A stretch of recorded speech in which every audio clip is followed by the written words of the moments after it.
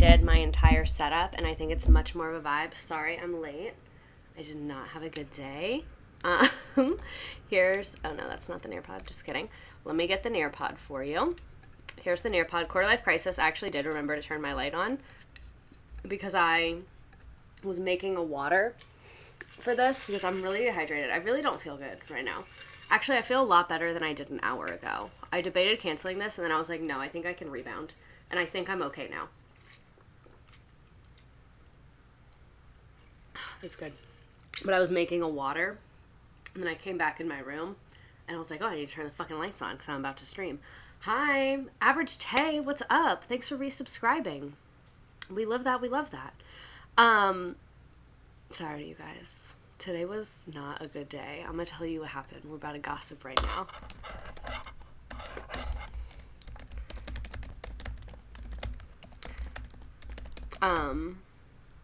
Oh my god, Quarter Life Crisis also subscribed. Thank you. We love that. We love that.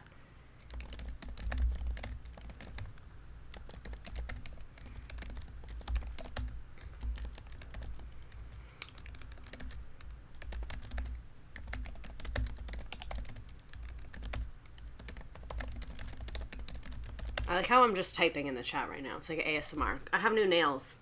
I'm not doing the press-on thing anymore. I went back to my girl.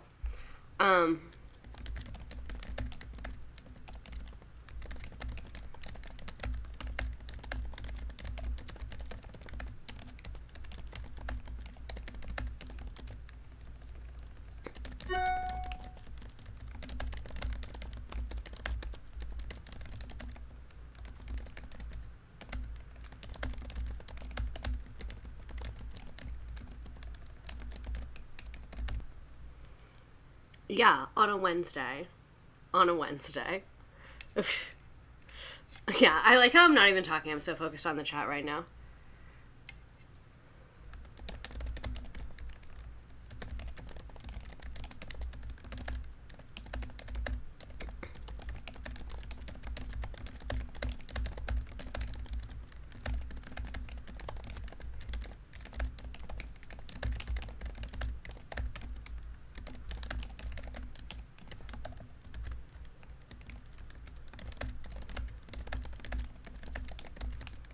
This chat right now is crazy. If you're just coming, we're talking in the chat. You'll see why.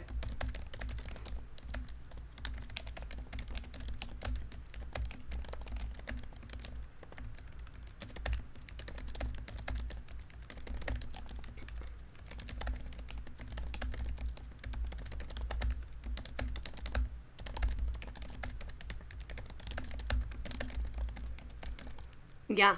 Yeah, Average Tay, you're correct. Average Tay, you are correct.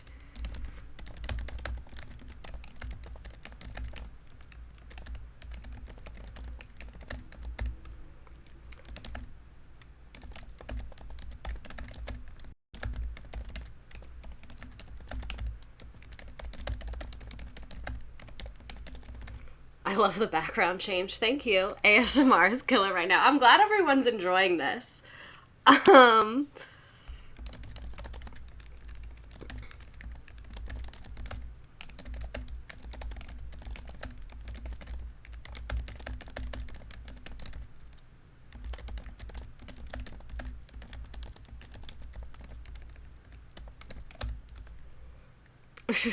I missed the drama because I couldn't figure out how to access the chat. You're here now. Catch up. Loving the new setup. This is actually my bedroom due to what we are discussing. Because nothing happened, but I was like, that could be something, and I'm just not trying to go there. You know what I mean? Like, I'm just not trying to do that.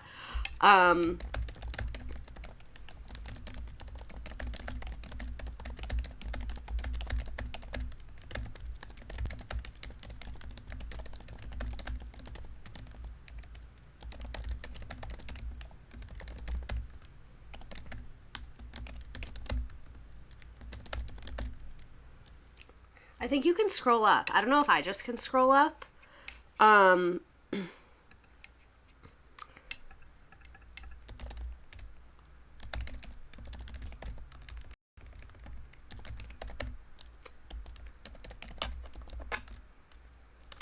I still have nightmares about being late for class. It's okay, you're fine. I love when you spill tea in the chat.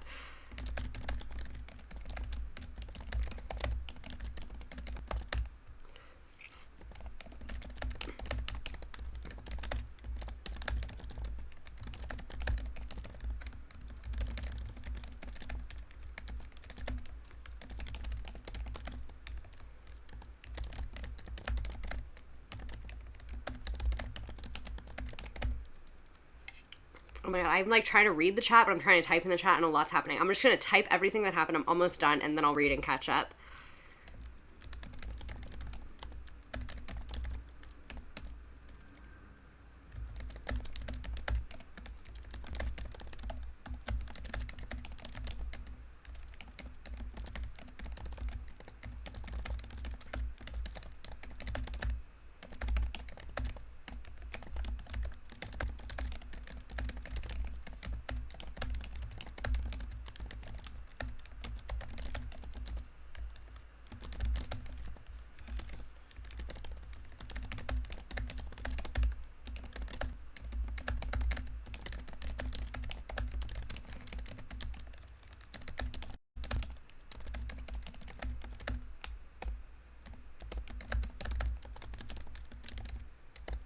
Yeah, so that's why I just like that's how I started, and I was just like not into it after that, very much not having a good time, very much bad vibes. I like how the message "I'm a grown-ass woman" got blocked for misogyny. Yeah, so soon.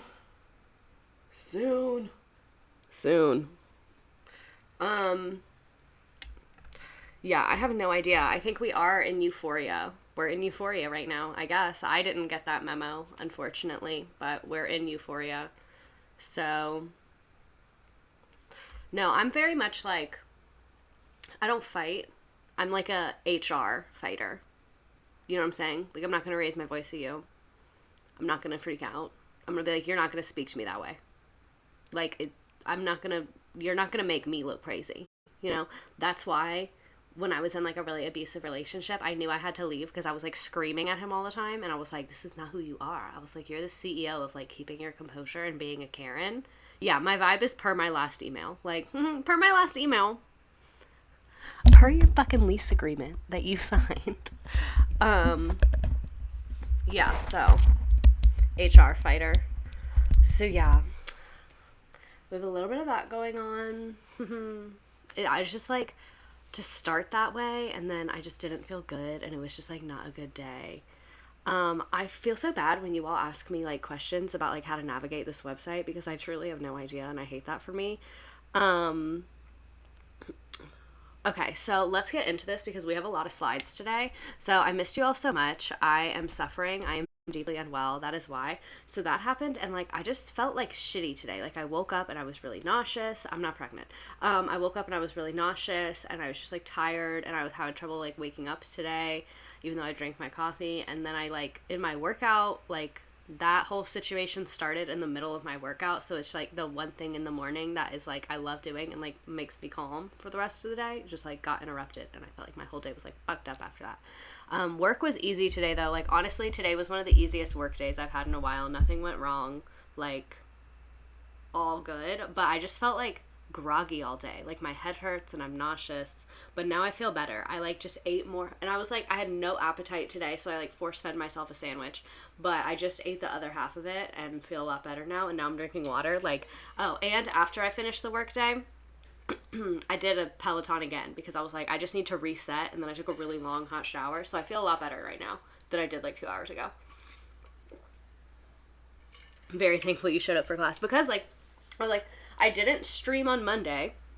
I'm not streaming the following Monday, and like I'm gonna get depressed if I don't come. You know what I mean? Like it just wasn't an option to not come. Gab Page, welcome. Quarter Life Crisis, welcome. I saw your TikTok on it from later in the day, and I was like, this is out of character, but I support her. Oh my god, Vem Mata, thanks for subscribing. Yeah, so I actually used to Peloton in the afternoon. So there's pros and cons to both. My ideal is if I can do a 15-minute Peloton in the morning and one in the afternoon, that's my favorite thing to do. Actually, I would prefer to do 30 in the morning and 30 in the afternoon, but I just don't be having time like that. Because, like, I don't know, it really calms me down. Like, I try to not go on my phone, but sometimes when I really don't want to do it, I go on my phone. How's your Peloton class with your coworkers? So I was supposed to go, but then I was, like, being clingy, and I wanted to hang out with my boyfriend, and my Peloton's at my house, and I didn't feel like driving to my house just to do my little Peloton class, so I didn't do it. I feel really bad. Hot girl walk-in class. Iconic. Yeah, so I just wish I could do Peloton, like, twice a day, but I like doing it in the evenings. Like, I like doing it after work because it gets you to be, like, done with work mode. Like, so it's hard for me to stop thinking about work when I'm just leaving. Like, it's just in my head for a couple of hours, so I like it because it, like, tricks my brain and is like, bitch, you're fucking done. And I like doing it in the mornings because it's, like, a good way to wake up and you feel, like, really productive before you started your day. And I don't know, like, get your endorphins going, I guess, and then, like, the shower afterward is really nice. Like, I don't know, I just like doing it both times. So I think the real takeaway is that I should only have to work from 10 a.m. to 2 p.m. so that I can have time to do Peloton twice a day. Like, I think that's the takeaway, and that's what we're striving towards. Also, I know I said I, like, didn't feel good and was, like, unwell, but I am gonna drink alcohol because why not, you know? And plus, like, normally I like to drink some Trulies on the weekends. Like, I don't go out and party, but alcohol, like, I kind of don't feel good the next day if I drink it, so I like to drink it on the weekends when I'm sleeping a lot. But I love to, like, watch TV, do a little, and have, like, 2 Trulies. And I was on my period this weekend and literally passed out. I passed out at Publix. It was fucking embarrassing. Not, like, fully, like, I caught myself, but I was like, oh my god, I'm fucking, like, people were looking from how painful it was. So I was like, I can't add in alcohol on top of that because it makes it a lot worse. If you're already unwell, why not? Exactly. It's like, I'm already unwell. And I think it's also anxiety. I have to get on a plane tomorrow, and I hate flying so much. Instead of a treadmill desk, you need a Peloton desk. So I thought about doing that. And there's, like, a thing you can put on your Peloton for your computer and stuff. I thought about doing that for the days that I work from home. But, like, I don't want to corrupt my Peloton with working. Like, you know how you're not supposed to work in bed because it makes it harder for you to sleep? Like, I feel like it wouldn't be as good. And I wouldn't like it if I, like, associated it with working. And then when I was doing it and I wasn't working, I would be like, oh, I could be getting work done right now. So, like, it's a sacred, it's a sacred place. And we're going to leave it as so. I almost passed out at Walmart. It was awkward, especially because I wanted to finish up and leave. Exactly. I was like, 2 more things on the list. I'm not coming back here. Separation of Peloton and work is equally as important as separation of church and state. So one of my coworkers actually used to work at Peloton. Like, she worked in the little showroom stores, and she said, like, she would just, like, Peloton all day. Like, she said, like, that was, like, what their bosses wanted them to do, was, like, so people would look and, like, see them Pelotoning and be like, oh, that looks fun. And so she said she literally was just, like, ripped and in such a good shape because she would Peloton for, like, 3 hours a day. And I was like, that's my dream job. I was like, I want to work there. But let's go ahead and get into it. We have a lot of slides today. So we're talking about McCarthyism, and we're going to be talking about how quarter-life crisis, which I think I misspelled crisis in this entire thing, which is great for me. We're going to be talking about, oh no, I didn't. Nice. We're going to be talking about McCarthyism and hysteria over communism and things getting real fucking weird. And then we're going to talk about how quarter-life crisis is literally saving democracy and is a famous girly now. So it's like 60-40. No, you literally are. Like, you can say that you're not, but you are. So I don't really want to hear it. So it's like 60% this, 40% this. So if anyone wants to draw their feelings about living in Joe Biden's America, I am personally not having a good time in Joe Biden's America for a variety of reasons. Some of it Joe Biden's fault, some of it not Joe Biden's fault.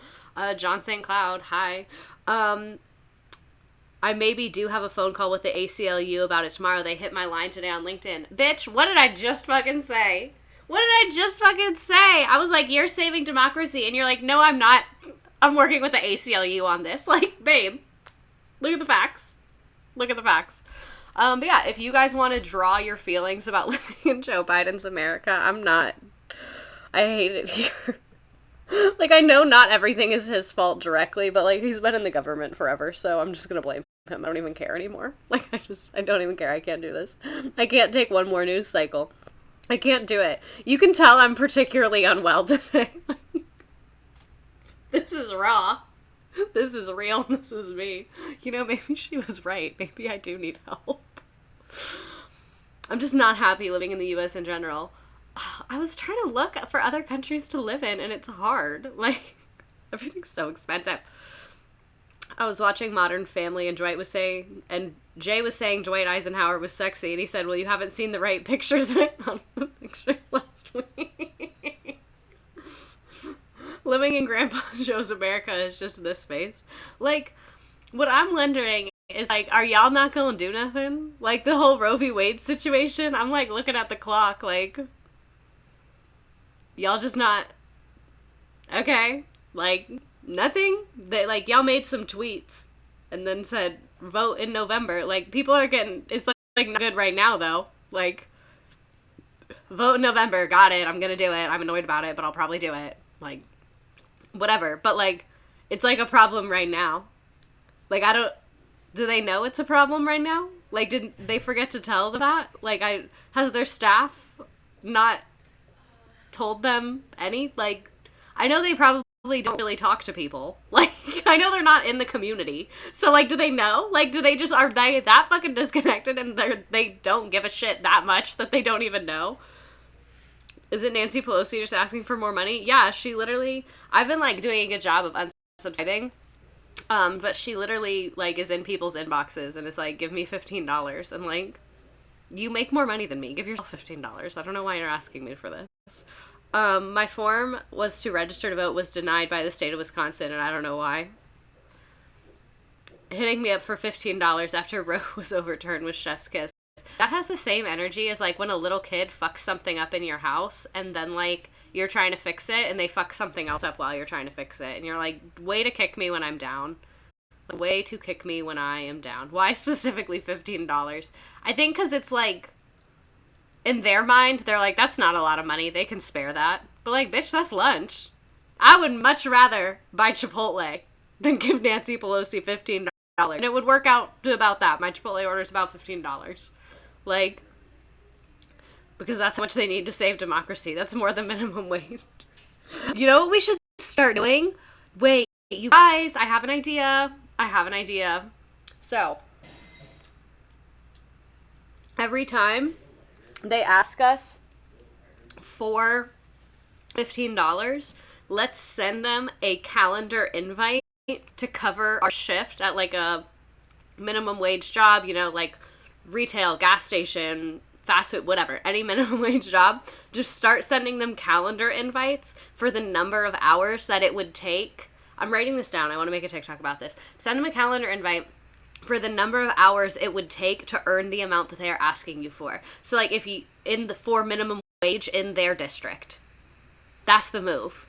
That's what we got to start doing. Just spam the shit out of their emails. Every time they send you one, reply with a calendar invitation. Be like, work for your money, bitch. Like, this is America. I thought the American dream was you pull yourself up by your bootstraps. So, let's get to it. See you at Denny's. You're working 4 a.m. to 7 a.m. because you asked me for $21. So, that's your shift. For their Venmos and request them instead. That's a good idea, but I feel like they would just delete the app and they probably don't control their phone. You know, like, most, like, super famous people don't even really be on their phone like that. You know? I'm gonna write this down.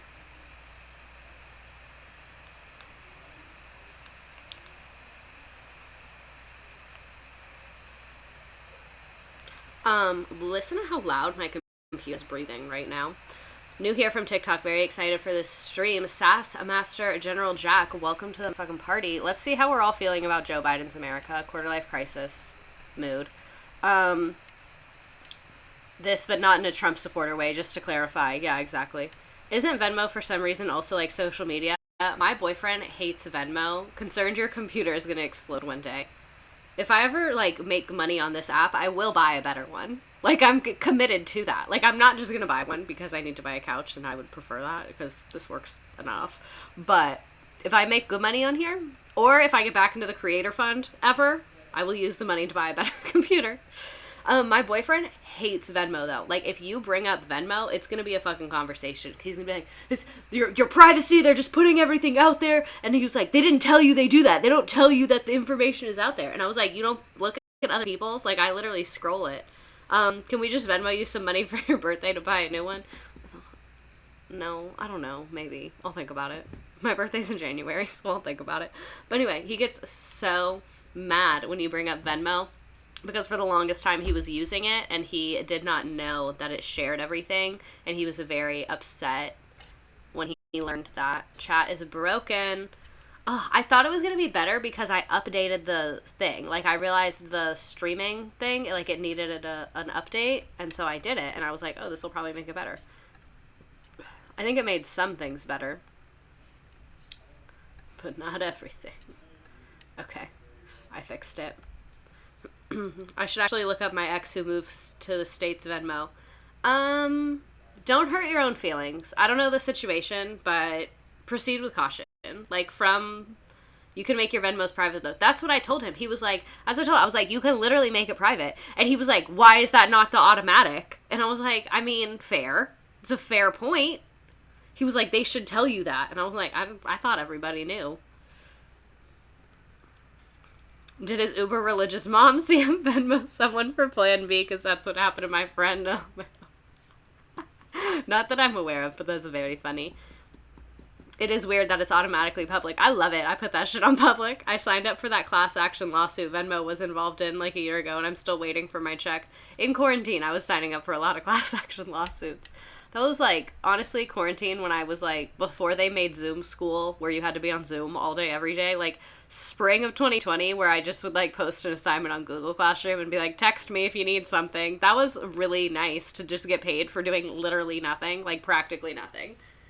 That was in that brief time where people were like, we love teachers, thank you for taking care of our terrible fucking children. I've been in the house with my kids for 2 weeks and I want to die. Like, that era? I loved that era. Loved that era of working. It was scary, because, like, COVID was new, and, I mean, it's still scary. I'm just desensitized now. The situation is his hairline receded and mine didn't, and that's what being a conservative will do to you. Okay, facts. Spring 2020 was a lawless and godless time. It was a weird time. I have no recollection of that time. Yeah, it was a very weird time. Okay, but let's get into talking about McCarthyism. Oh my god, the dumpster fire. This is amazing. I love the drawings. Canada. Yeah, I'm gonna take a walk. I'm gonna meet you there. I'm gonna just take a quick walk. I had to have virtual detention in that era. How on earth did you get virtual detention? What did you do? Yes, I can drop the Nearpod. There you go. What did you do to get virtual detention? That sounds... What do you just sit there and stare? Can't you just, like, have your mic off and, like, watch TV? Like, put the TV on behind you? Like... That is the stupidest thing I've ever heard. The only thing I could possibly understand is, like, if you didn't do... Let me turn my computer on, do not disturb. If you didn't do some assignments and then they were like, you need to attend this Zoom meeting and do it while you're on Zoom, and, like, we're gonna ask you questions and make sure you're doing it, that I can, like, is annoying, but I can kind of see the logic in, but, like... To just be chilling? Like, what'd you do? I started a school 2 days before quarantine, and I was so new they literally had nothing for me to do. They needed to train me, so I got paid to watch these videos for the rest of the semester. That's awesome. I was in college, and because of my job, the old professors had to use Zoom. They never learned. The old professors had to teach on Zoom, and they never learned. I was late for class since I was working at a grocery store, and they had me explain for 20 minutes why I was late. Can they fucking relax? Like, some teachers want to be cops. Like, some teachers filled out the wrong job resume and they want to be a cop. Some admin, especially.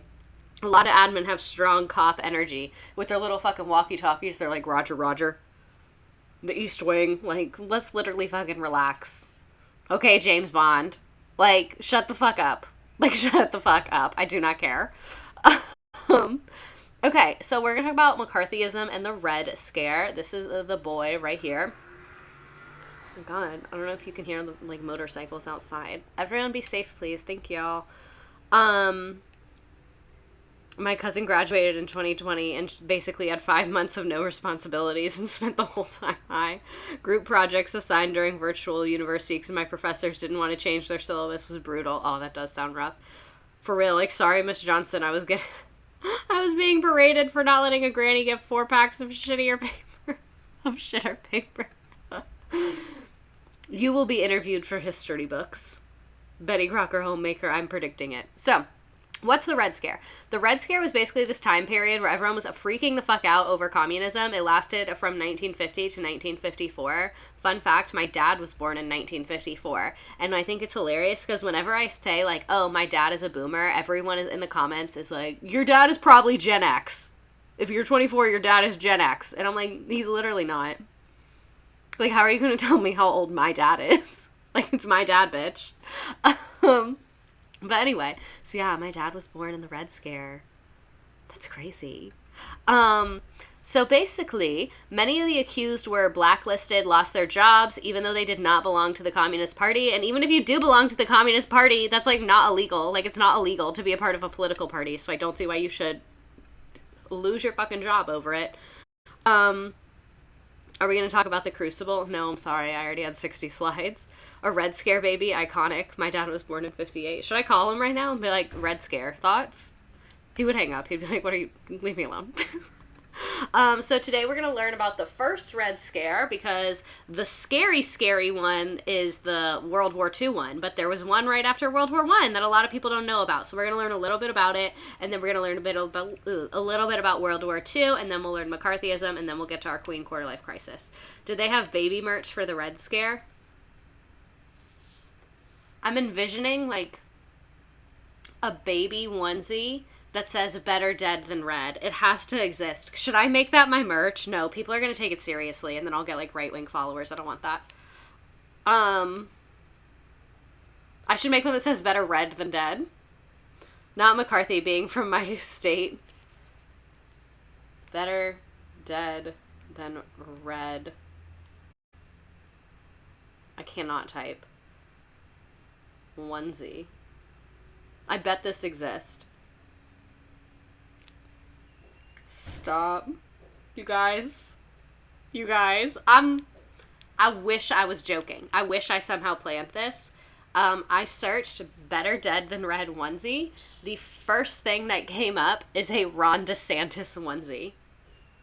The second one is a low review of the Supreme Court. Oh my god, these are literally wild. I cry less than a Democrat. I can't find any onesies that say better dead than red. Make your baby political. I'm done. Shut it down. Shut it down. Oh, there it is. There it is. There it is. I knew it existed. I knew it. Did they have screen printed t-shirts yet in the 1920s? I don't know. Chat is broken again. God, we're very much down bad today. Very much down bad. Very far under the earth. Down bad. Speaking of under the earth, I just finished Stranger Things. I was trying really hard to love it, but I'm just not really into the, like, sci-fi fantasy thing, so I kind of started to be like, okay, it's a lot of battle scenes, like, and I'm kind of losing interest. But anyway, let's talk about the first Red Scare. So the first Red Scare was from 1917 to 1920, and it was, like, because and / during World War I. So there was a Russian Revolution, the Bolshevik Revolution, in 1917, led by Vladimir Lenin, where they got rid of the dynasty, and then that's when the rise of the Communist Party started. I know it feels like we're constantly living through historical events, but I really couldn't imagine living in the early mid-1900s. No, like 1918, or let's call it 1915 to 1960. It was never ending. World War I, pandemic, 1920s of Prohibition, Great Depression, World War II, the Red Scare and the Cold War. Like, it did not end. It did not end. It did not end. Like, I feel like their events lasted longer. Like, one thing I will say is I feel like because of the internet, shit be coming and going for us. You know what I mean? Like, it's like, oh, that's yesterday's news. Like, At least back then they didn't have Twitter and could ignore some of it. They literally wake up and have a new historical event. Chat is already broken. I'm literally going to murder someone. It's fine. We're living and everything's fine. This is good. I'm like improving my dexterity on my fingers by having to do this quickly so many times. But yeah, so the first Red Scare was basically like kind of started off because of the revolution in Russia. And then in the United States, labor strikes were on the rise. This is also during the labor movement. I've done some stuff on here about the labor movement. Wake up, comrade, new historical event just dropped. So it was also during the labor movement. So our government was like, all these fucking unions are giving communism vibes and we're not into it, so we gotta shut that shit down, basically. So they also really targeted immigrants because, like, Italian immigrants and, like, Eastern European immigrants, they were like, that's kind of near Russia, you're probably a communist. And the immigrants were like, I'm literally not. Like, I moved here. That's a weird thing for you to say. And so a lot of them got deported, which big sucked. And then there was a series of anarchist bombings targeting law enforcement and government officials in like some northeastern cities, Boston, Cleveland, Philly, DC, New York, all those places. So it kind of like shit was going down. Like, this is what I'm saying. During this time period, labor movement, there's a lot of like revolution vibes going on. There were some anarchists. The first Red Scare is why my grandma was never taught Polish. Yeah, so a lot of people were like, let me Americanize the fuck out of my kids, because things are getting weird. Like, a lot of people really were like, let me make my kids be good little American children, stars and stripes. And it climaxed between 1919 and 1920 when Mitchell Palmer ordered the Palmer Raids. This was a series of violent law enforcement raids targeted at leftist radicals and anarchists. I'm going to tell you one thing. They saw my Instagram. They saw my TikTok. They'd be knocking on my door. They would be knocking. Hello? Hello? We just want to talk to you. So this also became known as a Red Summer. So, hold on, I feel like I missed something. I think I put this in the wrong order. I told you I kind of did this one fast. The U.S. government, anytime another country does a communism. I feel like I'm back in A-Push. You are. Also, I don't have a meme picked, so if you see a meme that you like, let me know. But another aspect of this is like, the news media was like really being aggressive and super racist and like super prejudiced against immigrants and like, what's the word I'm looking for? Nativist. Like, they were like really hating on immigrants. So they, in the newspapers, all the Americans were reading these articles about these like super radical immigrants doing these bombings coming into the U.S. So it like made everything more violent and a lot worse because it just like made a lot of the racism worse and all of that. Hey girlie, are you a commie? Click this link and fill out a quick survey. Let us know. So yeah, it was like a combination of all of that. And again, this is the first Red Scare in 1917-ish. So the Palmer Raids, like we said, was around 1919 to 20. And basically, I feel like I put so much information here. We did not need this much information about the Palmer Raids. Why did I feel the need to go that hard? You can tell my ambitions were very high on slide 9. But basically what the Palmer Raids were is exactly what it sounds like. Violent raids onto people's homes. So it was fueled by the social unrest after World War I, like we said, in the Red Scare. There were those bombings that we talked about. So then the Palmer raids started, and let me skip all that stuff and get to here. So Palmer declared the raids a success because basically they raided a ton of places and deported a shit ton of people. The arrest greatly exceeded the number of warrants. So they were raiding places without warrants to be raiding places, which is very much scary. So Palmer declared the raids a success, but announced the work was far from done. He claimed that there were still more than 300,000 dangerous communists inside the United States. Local authorities lacked the facilities to hold arrestees, and Palmer sent a large number of suspected radicals for deportation. So the Secretary of Labor did not share Palmer's fear of this, and he reversed a lot of the deportation. When I go into CVS, I'll nerd Palmer raids. So yeah. You can see, like, a lot of people in the government were freaking the fuck out over communism, but not everybody in the government was freaking the fuck out about communism. Some people were like, I'm not fucking deporting those people. Like, you're being dramatic. 300K, please show me the math, bestie. Exactly. It's like, where? And if you look at the number of immigrants, that's like about the number of immigrants. So they're basically saying all the immigrants are communists. So it's like a combination of hating communism and hating immigrants. Like they were like, ooh, 2 birds, 1 stone. We can knock out both of these. You get what I'm saying? Meanwhile, public opinion shifted. People were kind of like, hey, this is really violating our rights. The constitutionality was brought into question. People saying like, you're just throwing out numbers, my dude. Math, that's a communist idea. So people were kind of saying, this is not okay. This is violating people's rights. Like, you don't have warrants. You cannot just arrest people because of their political affiliation and deport them. So he kind of, like, lost credibility, and that's what ended this Red Scare in this time period. And then, like, Prohibition started and all that shit. Sorry. People making noises. I heard black folks were also victims of this too and caused this move up north. Ooh, I do not know a ton about that. I should look into it though. Okay, so here's an example of a newspaper headline. The way this is laid out is disgusting. I'm going to read it to you. So it's like 1 headline, 2 headline, 3, 4, 5. Like, I don't know why they lay them out this way, because it looks like you're supposed to read it like this. But anyway, Palmer declares alien Reds are to be deported. Federal agents arrest 200 Reds in 19 cities. So it was like all over the newspapers about, we're finding the communists, we're getting rid of these people. Like, they were very much ready for it. This would literally be me if they found my Twitter. Like, if they could time travel and they found me, I think they would take me out. Like, I would fully be dead. They'd be like, yeah, she has got to go. They would look at me and be like, immediately no. Immediately no. This is graphic design is my passion for the 1910s. Yeah, it's like, it's not even a technology thing. Like, y'all just didn't have to lay it out. Holy shit, this is during the coal miners striking too. Yeah, let's get back to that. So, steel strike, the hold miners are guilty. This is about like a coal mine strike. Woman with thoughts, witch. So yeah, you can see like it's very much during the labor movement, and Judge Anderson orders miners withdraw strike. So the federal government was also really taking the side of like the business owners, like, and the captains of industry. Like, in all these strikes, a lot of them were getting ended by injunctions.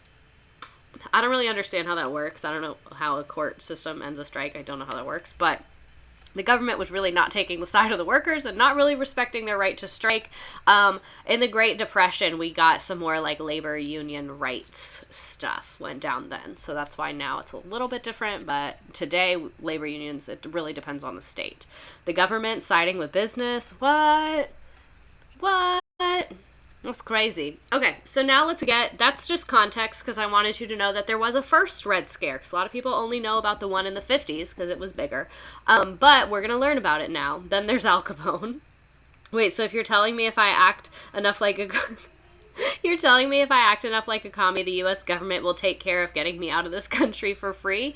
I don't know about today. I think we're probably getting there, to be honest. But anyway, let me give you context for when we talk about McCarthyism in the 1950s. So World War II lasted from 1939 to 1945. The U.S. and Soviet Union were frenemies during this time. We were both on the Allied powers together, but we did not fuck with each other at all. It was basically like, you hate the German Empire, I hate the German Empire. We're both big-ass countries. We both have big-ass militaries.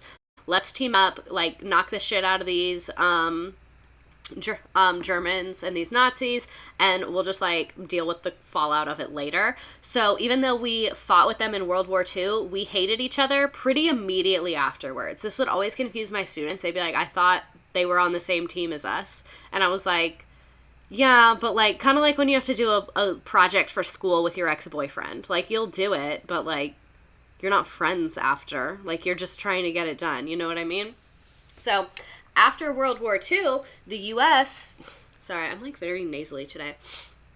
After World War II, Europe was, like, literally falling apart. Like, it was, like, decimated in a lot of areas. Like, the infrastructure, the whole German Empire had to have, like, a new government and all that shit. So, after World War II, the U.S. was like, we want to spread capitalism and help rebuild Europe, and, like, we can be mega daddy government and kind of, like, help them out and give them money, and then they can be capitalist, and then we'll make money, and, like, basically just under the guise of the enemy of my enemy is my friend. Turns out when you bomb the shit out of something, it is not well. Yeah, exactly. So we wanted to be like mega daddy government in Europe, but then the Soviet Union was like, what? No.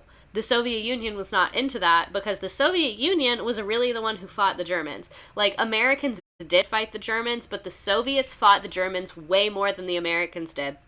And so the Soviet Union was like, why the fuck would you be daddy government when you are across the Atlantic Ocean and we are right here? Like, that makes no sense. Like, we did most of the work defeating the Germans and you're all the way over there. So why would you be daddy government here? We want to be daddy government here. What I find interesting is that no one was like, who do these war victims want to have as their leader? What do they want to do? Like, let's maybe ask them. Let's let them pick which daddy government they want. Like, I get they need help and they need to rebuild from somebody, but, like, we should just let them pick. Be like kids in a divorce. Like, do you want to stay here? Do you want to stay here? Actually, I don't think they let the kids pick anymore. The U.S. is going places that they didn't need to be. How crazy. Yeah, and, like, the USSR was, too. Like, there was no reason the USSR needed to control France. Like, they didn't need to do that. They shouldn't have even asked for it. But, like, we could have at least let, like, the Germans pick, and, like, I hate history. I love history, but I hate history. Everyone's trying to insert themselves all the time. Can we do a merch shirt, that Vine, where it's daddy chill, but it says daddy government chill? Okay, so basically what ended up happening is that the U.S. and Great Britain were daddy government in the West, and then the Soviet Union was daddy government in the East. So they just kind of split it down the middle. This is kind of like in The Parent Trap, when instead of just, like, working out custody and both seeing the kids, they were just like, you take one and I'll take one because we fucking hate each other and we can't talk to each other. Like, instead of just being adults and being like, let's help these people rebuild and, like, put our economic differences aside, they just put a literal fucking wall down the middle, and they were like, have fun on your side of the Iron Curtain, bitch. Like, inserting themselves everywhere like a frat guy. Oh my god. The Cold War was just a Parent Trap retelling. Exactly. Like, Parent Trap did it first. Isn't there an old one? When was that? I think that came out during the Cold War. So this is what started the Cold War. Basically, the Cold War was for, like, 50 fucking years practically, or, like, 40 fucking years practically. The U.S. and the Soviet Union was just like, I want to be in charge. No, bitch, I want to be in charge. And, like, threatening to bomb each other. This is the Cuban Missile Crisis. They had proxy wars, like the Vietnam War. It was just, like, us supporting the capitalist and the Soviets supporting the communist. The Korean War. Like, the Cold War is so fucking long and so fucking stupid and is literally just, like, an ego show-off. And it's disgusting, and it literally shapes the world we live in today. So, like, the Ukraine, the reason, like, so much money is being poured into the Ukraine is because of the Cold War. Yes, quarter-life crisis. Cold War never ended. Like, the reason the U.S. is pouring billions and billions and billions of dollars into the Ukraine is because we want to say fuck you to Russia. Like, that's all the U.S. cares about, really. Like, they don't care about the people in the Ukraine. They don't. Like, they literally do not. The Ukraine low-key a proxy war. Yes, it is. And, like, I cannot even get into it. Like, I'm not well educated enough to know about, like, the issues that started it in the Ukraine, and, like, I just don't really know what's going on, but I do know it's wild how much money the U.S. is pouring into it. It's really crazy how much money we've given to the Ukraine in the last couple of months, especially when you look at, like, how many things are fucking falling apart here. Like, some priorities, people. Like, all of our railroads and bridges and shit are breaking, and, like, gun violence. Like, do some shit. Get shit done. Not that we shouldn't be supporting Ukrainians. Russia is just wrong there. You can't just invade sovereign countries. Yeah, exactly. What I'm saying is, like, there's been lots of times that other countries have done wrong things and the U.S. doesn't give a shit. So, like, the fact that the U.S. is doing something is, like, not because we care. It's because we hate Russia. When will this be on YouTube? I usually, once I'm done streaming, I start the upload, and then sometimes it goes through that night, but sometimes it takes, like, hella much hours. Yeah, Western powers do love to pick and choose. Exactly. Some of it comes from 2014 in Crimea. I think Russia has believed Crimea should be theirs. Yeah, that's what I mean. I don't know what's going on with that. Like, I really don't. So that's why I haven't talked about the Ukraine. A lot of people on TikTok have asked me to, but, like, I just, that international politics are not something I'm well-versed enough in to talk to people about. But yeah, it's crazy how much money the U.S. has been pouring into it. The U.S. only gets involved in our self-interest, something for us to gain. Exactly. The U.S. is like trash goblin. But anyway, Cold War, that's what the vibes were. World. Okay, World War II has ended and peace has been finally established. The U.S. and Soviet Union. Kaboom! This one has good memes. I got a lot of them on Reddit, though. Because I looked up Cold War memes, and there's great Cold War memes. There's so many good ones. I always try, like, if I can find who posted it, I try and give them credit, but, like, when I look on Google Images, a lot of times they're from, like, weird Reddit threads where it's, like, not the original person, or they're on, like, Know Your Meme and shit, so I'm like, I don't know who the fuck made this. Cold War concerns about communism. So after World War II, which ended in 1945, the democratic United States, we came in the Cold War. We already talked about this. So basically, people in the U.S. were worried that people in America were acting as Soviet spies. They were like, oh, communism is going to take over in the United States and all these people are going to be spies. Blah, blah, blah, blah, blah. And they were just freaking the fuck out. So their ideas were not completely unfounded. Most of them were being dramatic, but there were cases of espionage. Like, we were spying on the Soviets, they were spying on us. Like, that's just the name of the fucking game. Wait, I lost my place. So, on March 21st, 1947, President Truman signed Executive Order 9835, which is known as the Loyalty Order, which mandated that all federal employees be analyzed to determine whether they were sufficiently loyal to the government. I would fail this immediately. Immediately, I would fail. Like, they'd ask me one question, they'd be like, just get out. Like, they'd be like, just go. We've heard enough. So Truman's loyalty program was a startling development for a country that prized the concepts of personal liberty and freedom of political organization.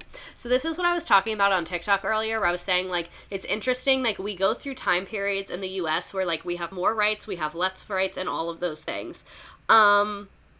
My thing is, if capitalism was really the daddy of a system, they wouldn't have to fear the commies this bad. Exactly. It's like, if you felt like it was working and doing a good job for everyone, it's like people that are constantly worried about cheating, their relationship cannot be good.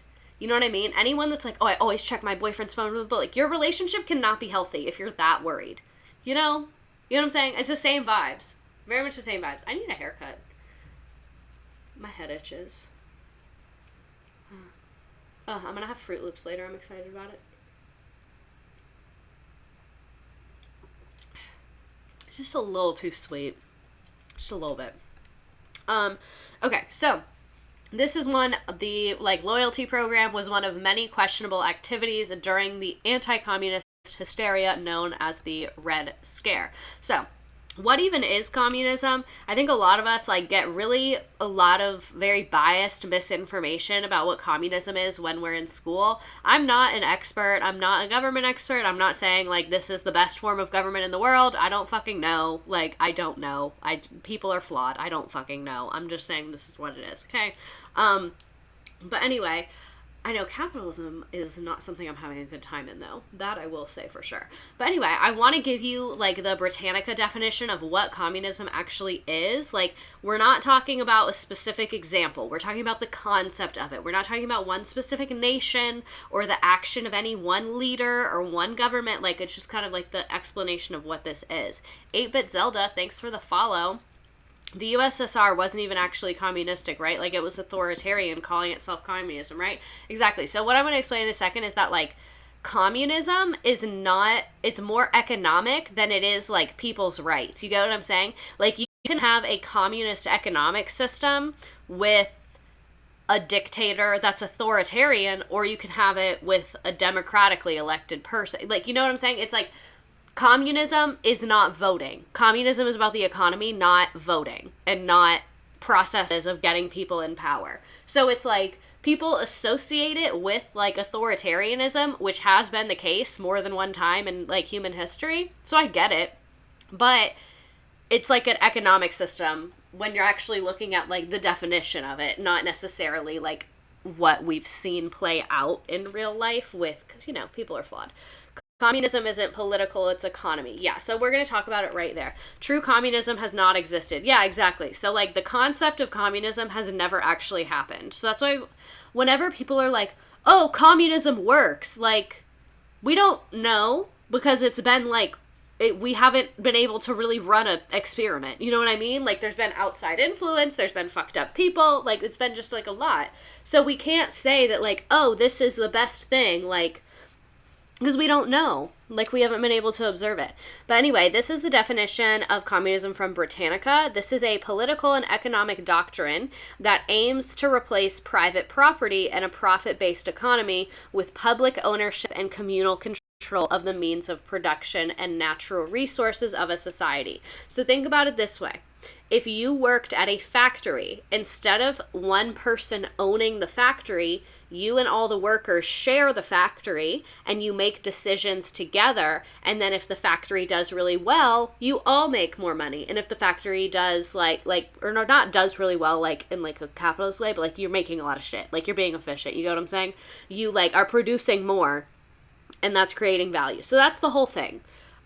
Is like a shared economy as opposed to like private ownership. That was like a very, very non-realistic definition. Like I was just kind of explaining the concept. It's like, I know I said money and it's like not a perfect explanation, but I just kind of wanted to give you an easy to chew on example.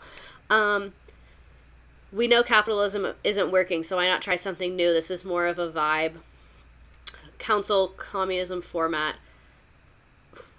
Oh, Madeline Pendleton. I love Madeline Pendleton. She's amazing. I love the way she runs her business. Like, I say her business, but it's everyone's business, like her and everyone else that works there. But yeah. Okay, so let me focus. Communism is thus a form of socialism, a higher and more advanced form according to its advocates. Exactly how communism differs from socialism has long been a matter of debate, but the distinction rests largely on communists' adherence to the revolutionary socialism of Karl Marx. Marx identified two phases of communism that would follow the predicted overthrow of capitalism. First would be a transitional system in which the working class would control the government and economy, yet still find it necessary to pay people according to how long, hard, or well they worked. And the second would be fully realized communism. A society without class divisions or government, in which production and distribution of goods would be based on the principle from each according to his ability to each according to his needs. Yeah, Madeline Pendleton's the best. I love that we're still talking about her. So yeah, this is like what the actual definition of it is according to Marx. That's very like, what does that mean in real life? I don't know. Like, I'm not going to look at you and be like, this is how we should do it, because I don't fucking know. Life is complicated.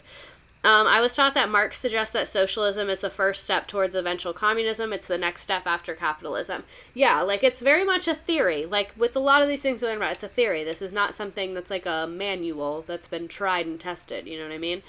So my personal thoughts: communism is more of an economic system than a government style. There's shitty leaders in every government style. So there have been communist leaders that have been fucking assholes. Just like there are capitalist leaders who are fucking assholes. So people are flawed, and any system we use is going to have flaws in it. Like, I think people get really hung up on perfection and making the perfect system, and like, don't let perfection be the enemy of progress. Someone said that to me when I first became a teacher, and it like literally was the best advice I've gotten in my entire life and completely revolutionized the way that I look at things. I should actually tell that person that, because they like said it in a really offhanded way. I don't think they knew how much like I needed to hear it.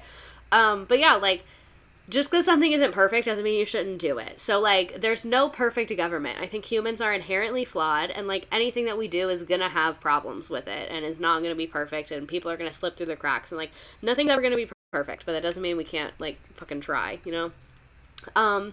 So anyone in the 1950s, do you mind if we share? Is that communism? Is that communism?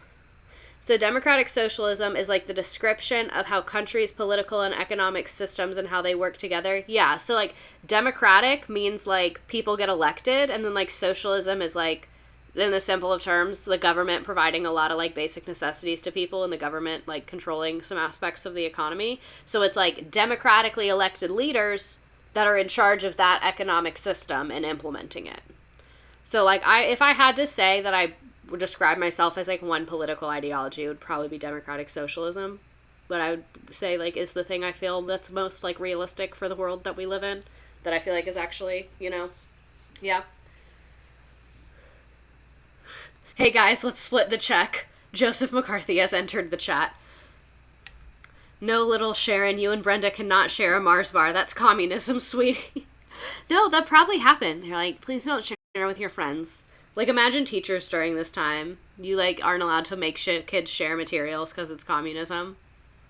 You know they were going through it. God damn. Okay, so Joseph McCarthy and the House of Un-American Activities. So getting back to the Red Scare, this is what is happening to a lot of people right now. That's why upper class white people are so quick to not share with their kids' friends. Interesting. Imagine them having posters like sharing is not caring. If people share, that's less consumerism. Why does every house on the block have their own lawnmower? That is so true. There's no goddamn reason. Like, I get it. A lot of people are going to want to use it at the same time. So I feel like maybe 3 houses is appropriate, like, without being annoying. But, like, there's no reason everyone needs that. That's one thing I do miss about, like, I grew up in a small town, and it was nice because you could borrow shit from people, and it was, like, no big deal. Like, my neighbors, I know them, and they're nice, but I wouldn't feel comfortable knocking on their door and being like, hey, can I borrow a curling iron? I don't have one. But, like, growing up, I would do that shit all the time to my neighbors. In my opinion, every U.S. social norm supports capitalist interest. I would love to hear another example from you, and I'm ready to agree, and I love this sentiment. I think that's very interesting. I haven't really thought about this. And then everyone mows their lawn on Saturday morning while you're trying to sleep. Let's also abolish grass lawns and promote native biodiversity. I love a natural lawn. I love the, like, ones in, like, Arizona and stuff. Fuck lawns. Me and my homies hate lawn culture. Fuck lawn culture. Fuck lawn culture. I would never have a lawn. Ever. Never, ever, ever. Okay, so Joseph McCarthy and the House of Un-American Activities. The House Un-American Activities Committee. This is in the game. You have to fill in the blank, and the blank is un-American. I almost forgot to make the game. So one of the pioneering efforts to investigate this was HUAC, the House Un-American Activities Committee, which was formed in 1938. So it formed even before World War II started. So that's why we say the first Red Scare ended in 1921, but did it end? Like, did it end? Did it end? Judging by this, it did not end. So their investigations frequently focused on exposing communism, or communists that were working inside the federal government, or subversive elements in the Hollywood film industry. They really went after Hollywood, like, high key. It's really reminding me of right now, honestly. It's reminding me of now, of how, like, the right wing is like, oh, the woke left in California controlling our media in Hollywood with their liberal agenda on Disney Plus. Like, there is no liberal agenda on Disney Plus. There's nothing good on Disney Plus. I'm having deja vu right now. 1917, Karl Marx enters the chat. 1917 to 22, everyone is scared. Okay, so under pressure from negative publicity aimed at their studios, movie executives created Hollywood blacklists that barred suspected radicals from employment, and similar lists were also established in other industries. So not only was the government going after people, like, because the public was afraid of communism, because of the media and all that shit, the public was looking at companies and they were like, what are you doing to get communism, like, rid your organization of communism? Like, what are you doing to rid your organization of communism? It's a very different, I don't want to draw the comparison, but it's kind of like when the Me Too movement started and everyone was looking at companies and they were like, so what the fuck, bitch? Like, what are you doing? Like, it was like that, but instead of people being mad about, like, assault, they were mad about communism, which was, like, kind of unfounded. But the hysteria nonetheless. But anyway, excuse me, what about High School Musical 1 and 2? Fair point, fair point. I tried to get my dad to watch Stranger Things, and he told me he unsubbed from Netflix because it was too liberal. Dad. Tell your dad the homies only themselves, which is why individualism is bad. My city had no lawn made to promote native biodiversity and then proceeded to fine everyone who didn't mow their lawn. So they had a no lawn May and then fined people for not mowing their lawn? That's objectively hilarious. This part of the lecture is reminding me of Ron DeSantis. I'm terrified of Ron DeSantis. But, like, Ron DeSantis has literally launched McCarthyism in Florida. He's requiring university staff and students to report their political ideologies via surveys. How is this legal? Someone needs to pay a visit to him and just let him know. Let him know our thoughts. I think we need to let Ron DeSantis know of our thoughts and prayers. I think we need to have a visit and just let good old Ronnie boy know what we're feeling and what we're thinking. I think it's a good idea. Another congressional investigator was Senator Joseph McCarthy. This is how long he was alive, not how long he was a senator, I think. Of Wisconsin, he became the person most closely associated with the anti-communist crusade with its excesses. He used hearsay and intimidation to establish himself as a powerful and feared figure in American politics. He saw World War II and said, I think this could make me be the it boy of our generation, and I'm going to roll with it. He wanted to be the hero.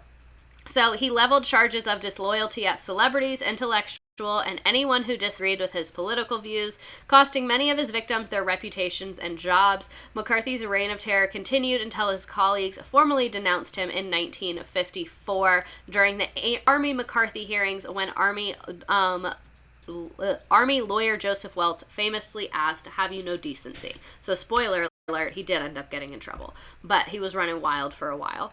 Oh, damn it, it did this wrong. Should this be the meme? I don't think so. I think this was the meme last time. This is like a recycled meme of mine. McCarthy and my grandma's cousin were at the same university at the same time. Damn, she could have prevented this if she had taken him out, you know? Hopefully JHH learned his lesson, can actually hit his target. He's got something to prove. We're incredibly individualistic. It keeps us isolated. Community equals mutual aid equals organization equals revolution. Yeah, you're right. I see what you mean. And car culture. I fucking hate car culture. I want to cancel car culture. Do I love my car? Absolutely. Do I like taking public transportation? No. However, I'm wrong, and I should not be this way. And as a society, we need to do better. That's my final stance on public transportation, is that I need to be less of a little cranky bitch. So the U.S. government violating people's rights because of fears of communism right after a world war, twice, within 50 years. History really do be repeating itself. This should be the meme as a Parks and Rec stan. I literally just had a conversation about how we hate car culture at dinner with friends an hour ago. I hate car culture, but if you tell me, oh, do you want to take public transportation? Or, do you want to carpool? No. Sorry. Cars are the worst. Public transportation only sucks because the government hates it. Yeah, I think that's part of it, too. Because my thing is, I like to be in control of when I'm going to get home. If I decide I want to leave, I need to be able to get home very quickly. And my problem with public transportation is because the government hates it, it's very inefficient. So it's going to take me a very, very, very long time to get home. And I don't like carpooling because then if I didn't drive there and I want to go home, I have to wait till everyone else wants to go home. And I just need to be able to go home. When in doubt, Uber out. I hate car culture, but can I remember bus schedules and routes? No. Do I love being alone? Absolutely. It sucks intentionally. Yeah, it does suck intentionally.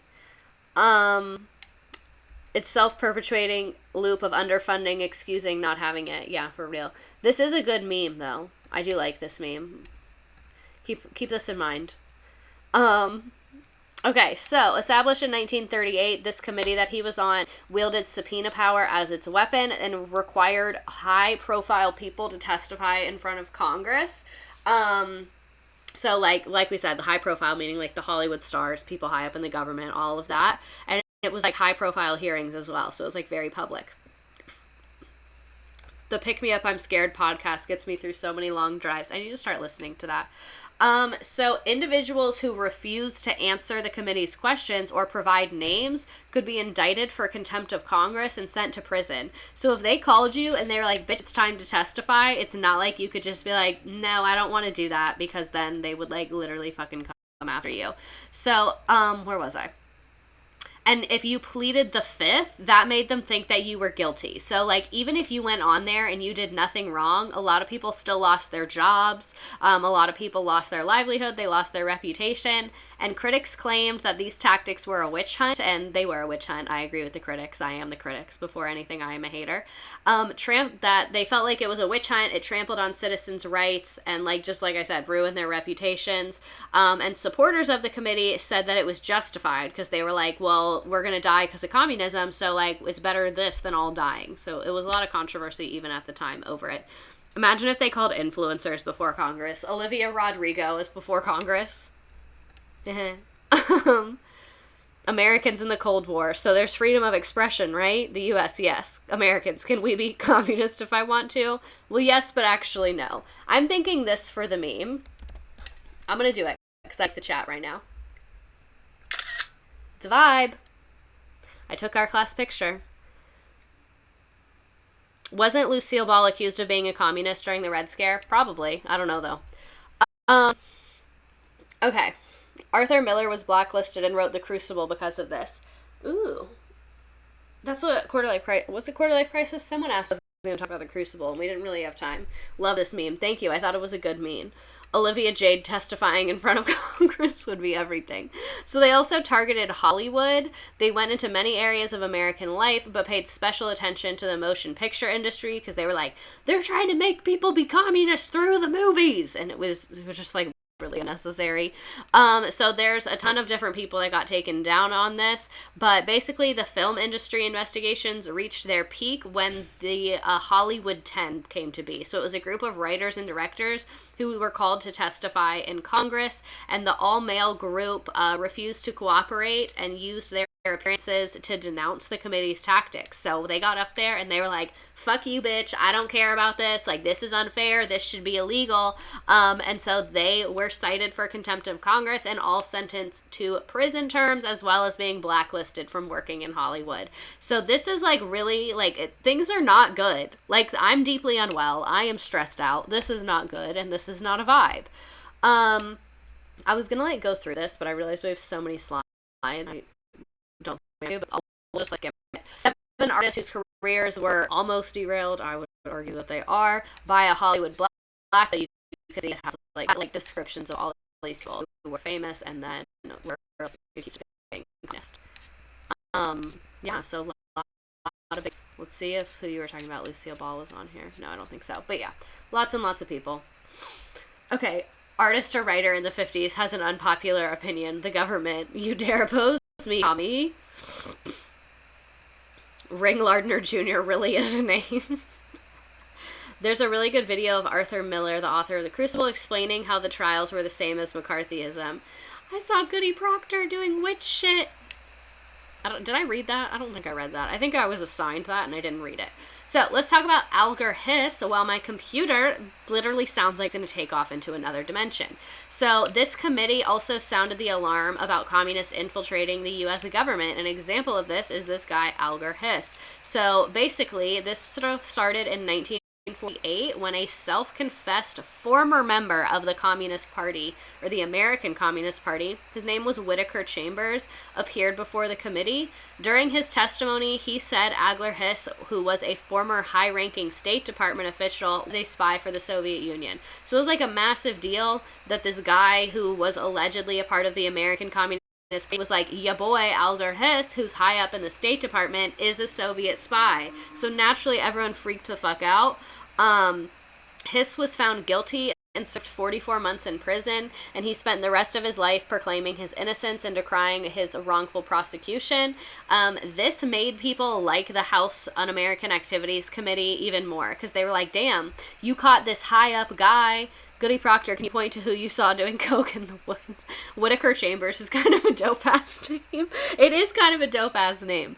But anyway, this event made a lot of Americans be like, damn, this high-up guy, you took him down. Keep up the good work, boys. So, like, even though this guy might have been wrongfully convicted, people were really into it. And this served as a blueprint for the rest of the 1950s. You can see this was in 1948. So what gets me, this is the part that's not adding up for me, is Whittaker Chambers. So one, it says he's a former member of the Communist Party, but I feel like even if you were a former member, you wouldn't love the United States. You know, like, I just feel like, what was his motivation for, like, ratting this guy out? You know what I'm saying? It's just not adding up to me. I don't know if he was bribed to rat him out, or he was bribed to say that this was the truth and it wasn't. It's just like, the situation just seems a little fishy to me. I'm not saying he lied. I'm just saying it's weird. It's just a little weird to me. Could you imagine being approached by some Russian asking you to be a spy? I'd be like, oh my God, really? Why'd you pick me, though? Like, I just want to know what made you pick me, because I'm, like, really flattered. Like, the answer's not yes, but it's also not no. You know what I mean? Like, I need to think about it. But, like, thank you. Like, I would be flattered, personally. I'd be like, really? I think I would do a good job, too. I think I really would. Actually, no, I wouldn't, because I couldn't learn Russian. I'm very bad at learning languages. But yeah, this situation, it just seems a little fishy to me. It just doesn't really add up. It's not clicking. It's not adding up. I don't... Like, what is Whittaker Chambers' motivation? Y'all want little old me to be a spy? So thoughts. Do you think it checks out and seems legit? And when I say it, I'm saying, like, Whittaker Chambers giving up Alger Hiss. Like, do you think Alger Hiss was actually guilty and Whittaker Chambers just gave him up because it was the right thing to do? Or is it kind of sus to you? Because I want to see if I'm just being paranoid. I'd be horrible because I'd immediately tell everyone in earshot I'm a spy. No, literally, I would be in Panera Bread and I'd be like, you guys, guess what? I'd, like, be at the Panera Bread worker and I'd be like, if I tell you something, can you keep it to yourself? Like, here, I'm gonna drop the Nearpod again if anyone wants to vote. Someone called my boyfriend a slur on Xbox a week ago, and I found his mom on Facebook and a whole bunch of info. Did you message his mom? I would message him. I'd be like, this is what happened, sir. This is what happened. Yeah, it seems like you guys, it's sus you're not paranoid. Wow, everyone in this Walmart is in the presence of a Russian spy. Literally, I would be so terrible. I would tell everyone that I knew. So let's talk about the FBI. So the Federal Bureau of Investigation and its longtime director, J. Edgar Hoover. At first, I thought this was showing how long he was the director, and I was like, damn, but that's how long he was alive. He aided many legislative investigations of communist activities. He was an anti-communist, and he had been a, like, key player. LMO, he called his mom a bitch and whore on Snapchat. Oh my god. Anyway, let me focus. So, J. Edgar Hoover had already been up to, like, fuck shit during the first Red Scare. Now it's the second Red Scare, and he's like, aw shit, here we go again. So, with the dawning of the new anti-communist crusade in the late 1940s, Hoover's agency compiled extensive files on suspected subversives through the use of wiretaps, surveillance, and infiltration of leftist groups. FBI Director J. Edgar Hoover was quick to equate any kind of protest with communist subversion. So, including civil rights demonstration, Hoover labeled King as a communist and covertly worked to intimidate and discredit the civil rights leader. So, that was happening around the same time. I talked about, like, the Black Panther Party and, like, how they got totally fucked by the government. That was, like, kind of around the same time as this. Or no, it wasn't. It was later. But the civil rights stuff and, like, the government fucking over the civil rights movement was around the same time as this. And then a couple years later, it was to the Black Panther Party. Like 10 years later. So, Americans also felt the effects of the Red Scare on a personal level. Thousands of alleged communist sympathizers saw their lives disrupt. So, like, this would be you and I. Like, if this happened again, this would be us. Like, people that don't work for the government, but, like, just be like, I'm into that. Like, we would be in prison. They were hounded by law enforcement, alienated from family and friends. Like, the law enforcement would, like, hang out outside their house and, like, send letters to their family and friends being like, they're a communist if you didn't know. Like, it was really terrible and really invasive. While a small number of the accused may have been aspiring revolutionaries, which, like, period, like, very scary times for you to stick to your ideas. I respect it. Most of these people had nothing to do with the Communist Party. It was false allegations, or they had done nothing more than exercise their democratic right to join a political party. Because even if they were a part of the Communist Party, that's not illegal. Like, we're supposed to have freedom of expression, so, like, you are allowed to join political parties. So it's like, even the people that technically the findings were true, it's like, you shouldn't have even been looking because that's not illegal. So this was just, like, a waste of everyone's time and taxpayer dollars. Mildred from down the block typing up a letter on her typewriter to accuse Margaret of being a commie because her hot dish is better. No, literally, I'm sure that happened. I'm 1,000% sure that happened.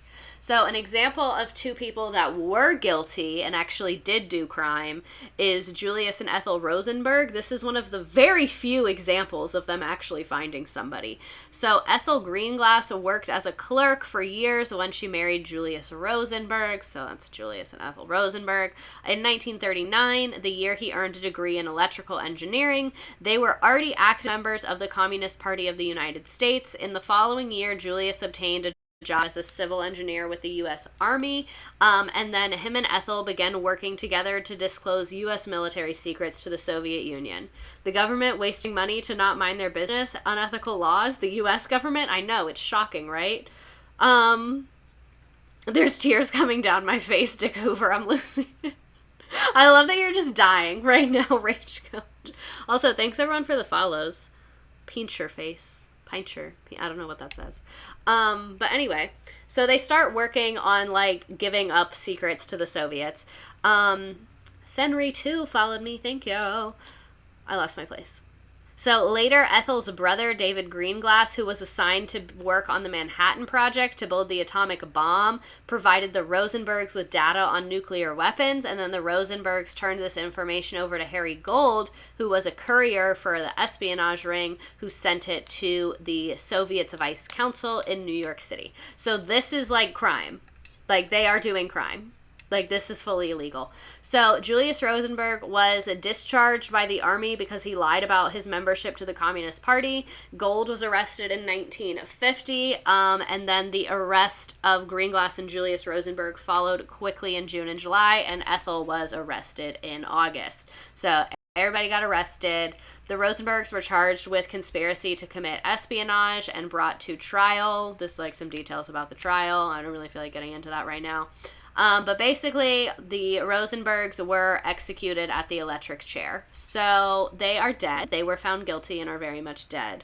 So yeah, they did crime. That's illegal. You can't work for one government and then give secrets to the other one. I think most people can recognize that that seems pretty obvious and understandable of a rule to have. I will grant them that. It's very rare that I take the side of the U.S. government, but I do see why they had a problem with this. I'm not in favor of the death penalty, but I do see why they removed them from the military. That is understandable. Cut to the electric chair audio. Well, telling Russia about nukes isn't great, but neither is the U.S. working on nukes. So, yeah, exactly. Exactly. Like, are they on the right or wrong side of history? I don't know. But I do see why they got arrested. The punishment for treason being death is giving abusive relationship. I'm triggered. My girl Ethel did nothing wrong. She just girl bossed too hard. That is the best first time chat I've ever seen. Holy Angelica 18. Buoyant Potato followed me. That's my favorite username, Buoyant Potato. They are simply in the history. The arrest of the Rosenbergs is what led to the birds aren't real conspiracy. To be honest, that's kind of lay of the Rosenbergs. Buoyant Potato, first time chat and followed me. Appreciate it. Nukes are just bad as a general rule. Exactly. So in the years after the executions, there was a lot of debate. People were like, they did nothing wrong. And other people were like, yes, the fuck they did. But highly sympathetic portraits of them were shown in some novels. Like, people had mixed feelings about it. But in the early 1990s, the collapse of the Soviet Union and the release of some intelligence information confirmed that they did do this because the Soviets had records of, like, what these people had said to them. So that was, like, the final proof that they did, in fact, do crime, and this was, in fact, espionage, treason, whatever it's called. But yeah, so that's the Rosenbergs. This is them in 1951 after they got arrested.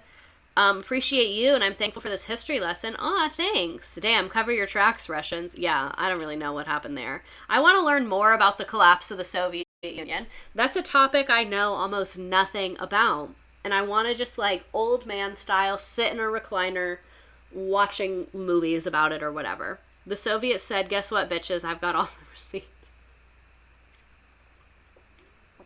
For real.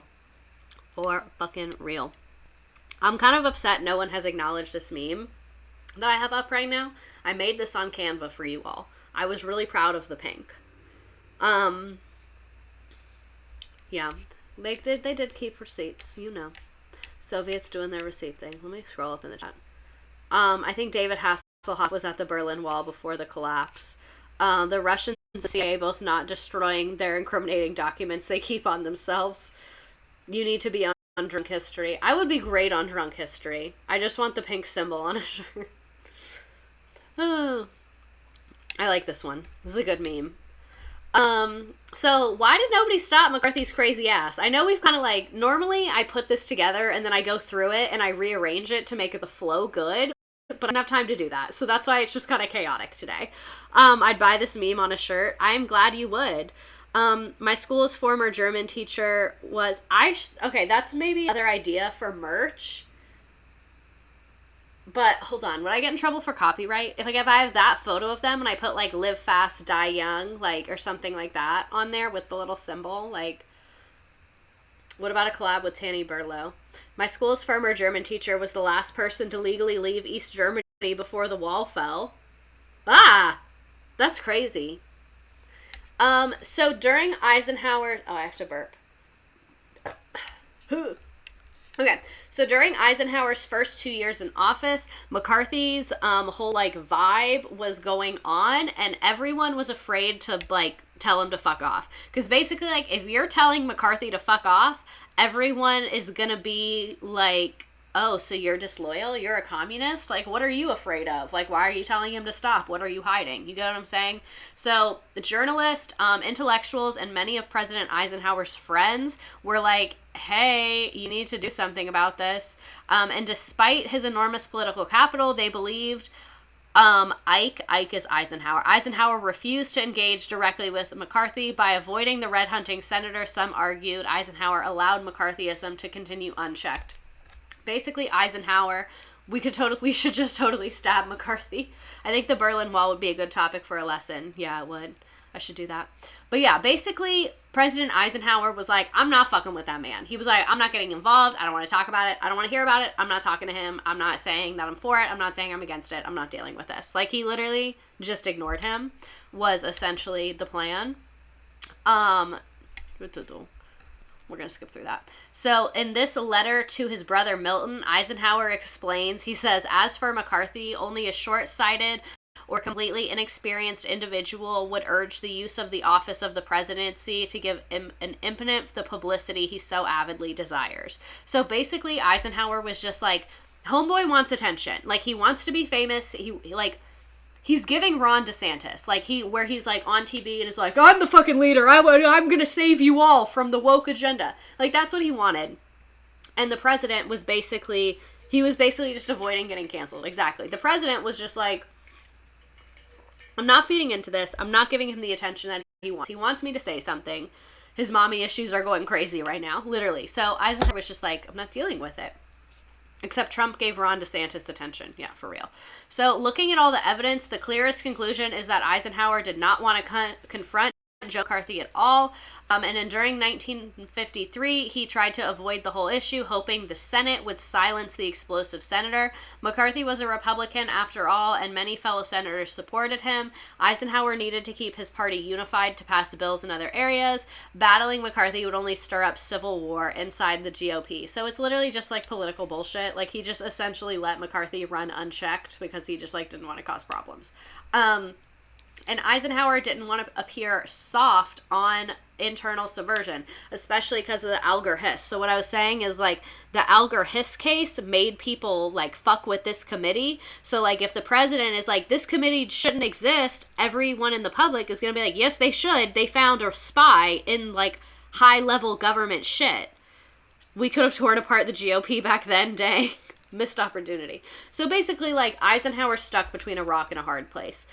So this is a quote from a book about Eisenhower. It says, Eisenhower in 1953 improvised dealing with McCarthy, at first trying to ignore him, then trying to outdo him in the red hunting business. He tried to seduce him with promises of new legislation to destroy communism in America. None of these tactics worked. How do you deal with living in such a dangerous and sadistic governor like DeSantis? Like, Jim Justice is bad, but he's kind of an idiot, so I feel like he's not as bad. I don't really know how I deal with it. It hasn't directly affected me yet, but I think it will. So, I'll keep you posted. But anyway, this is literally Eisenhower to McCarthy.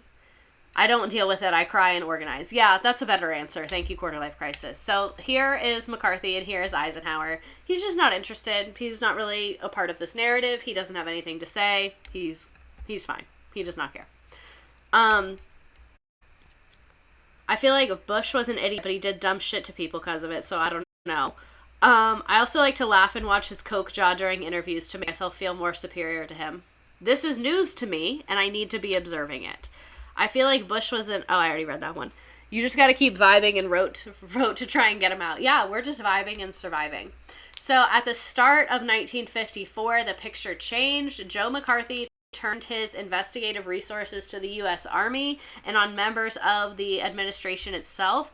Eisenhower kind of had no choice at that point. The first move the White House made was he tried to discredit the men around McCarthy, including a lawyer named Roy Cohen, who was leading the investigation, and Cohen's assistant, who'd been recently drafted. So they were like, okay, let's discredit these people. The Army compiled damaging dirt on Cohen, showing that he used threats and intimidation to demand that Schein be given plum assignments and easy duty. The White House leaked this to the press and Congress. McCarthy and Cohen now stood accused of abuse of power. So he kind of got sneaky behind closed doors. This is what I want the Democratic Party to be doing right now. I've said a couple times, like, they need to fight dirtier, and it's with stuff like this. Like, go find some shit out. Go find some shit out, because it's out there. So, go find some shit out. Eisenhower took it one step further. In order to close down on McCarthy, he invoked executive privilege. In May of 1954, Eisenhower said that administration officials and all executive branch employees should ignore any calls from McCarthy to testify. He explained his action, declaring that it's essential to efficient and effective administration that employees of the executive branch be in a position to be completely candid in advising each other on official matters, without those conversations being subject to congressional scrutiny. So he was basically saying, like, we need to be able to just fucking talk to each other and not worry about, like, one little comment coming down on our whole career. Like, we need to be able to have private conversations about, like, high level, like, confidential issues. Like, get the fuck out of our business, is essentially what he said. It was a bold and daring move, but it worked. McCarthy and his credibility in tatters was now starved of witnesses, hit a brick wall, and his fellow senators started to turn against him. Yeah, guys, we need to locker room talk. So this was basically Eisenhower to McCarthy. He kind of was like, listen, dude, I let you fucking run rampant for years, and you are taking it way too fucking far now. So early December 1954, the Senate passed a motion of condemnation in a vote of 67 to 22, and McCarthy was ruined, and within 3 years, he was dead from alcohol abuse. So the era of McCarthyism was over. President Eisenhower helped bring it to the bitter end. So ding dong, the bitch is dead. McCarthy did die of alcohol abuse very shortly after. That's another question in the game. It's like, did he retire? No, the fuck he did not. He just died, like, pretty shortly after. So, sorry. That's everything I have on McCarthyism, but don't worry, we're not done. We're going to talk about how quarter-life crisis is coming to save Florida from the hands of Ron DeSantis. A motion of condemnation, LMAO. Yeah, for real, it's crazy out here. So, quarter-life crisis, our icon, our queen, she is saving democracy, as we said. She went to a civics training that is hosted by the Florida Department of Education. That is very normal. Like, it's not weird that the FLDOE hosted that training. They do trainings all the time. Quarter life crisis, hey y'all. FLDOE does trainings all the time. Teachers get paid a little bit extra money for going. No flags there. That's not the problem. However, Quarter Life Crisis messaged me and was like, hey bitch, this is very much suspicious, and I'm terrible at answering my emails and answering my phone, so I didn't really see it. And then I see her whistleblowing on a major fucking news media outlets, like literally fucking Miami Herald, Washington Post, MSNBC. We're gonna look at all of them. Quarter Life Crisis busted out the Florida DOE in national news media. So literally we bow down to her for doing this, because it's what needed to be done. And it's like, so we're not going to look at everything that was at the training, but we're going to look at some of the worst, and it's like truly deeply concerning. The idea of the training wasn't weird because we're getting new standards, and I was low-key excited about it till this training. I have a reputation with anyone I meet that Rick Scott is quarter life crisis. I have a reputation with anyone I meet that Rick Scott is my quarter life crisis is Ron DeSantis. I get it now. Okay. So let's take a look. Actually, I think I have a collaborate board first. So everyone say thank you to Quarter Life Crisis. Oh my god, you can edit this. Nice. You can edit them. Sure. That's fine. You want to see your names? Go for it. As someone who wants to see DeSantis' downfall, I'm living for this. So here's the Nearpod. Everyone say thank you to Quarter Life Crisis. Look, you can do GIFs. It's fun. This is like an ad for Nearpod right now. See? They all come up. Isn't it nice? We love Nearpod. We live in the same town. He visits my place of work a lot. I'm going to get him someday.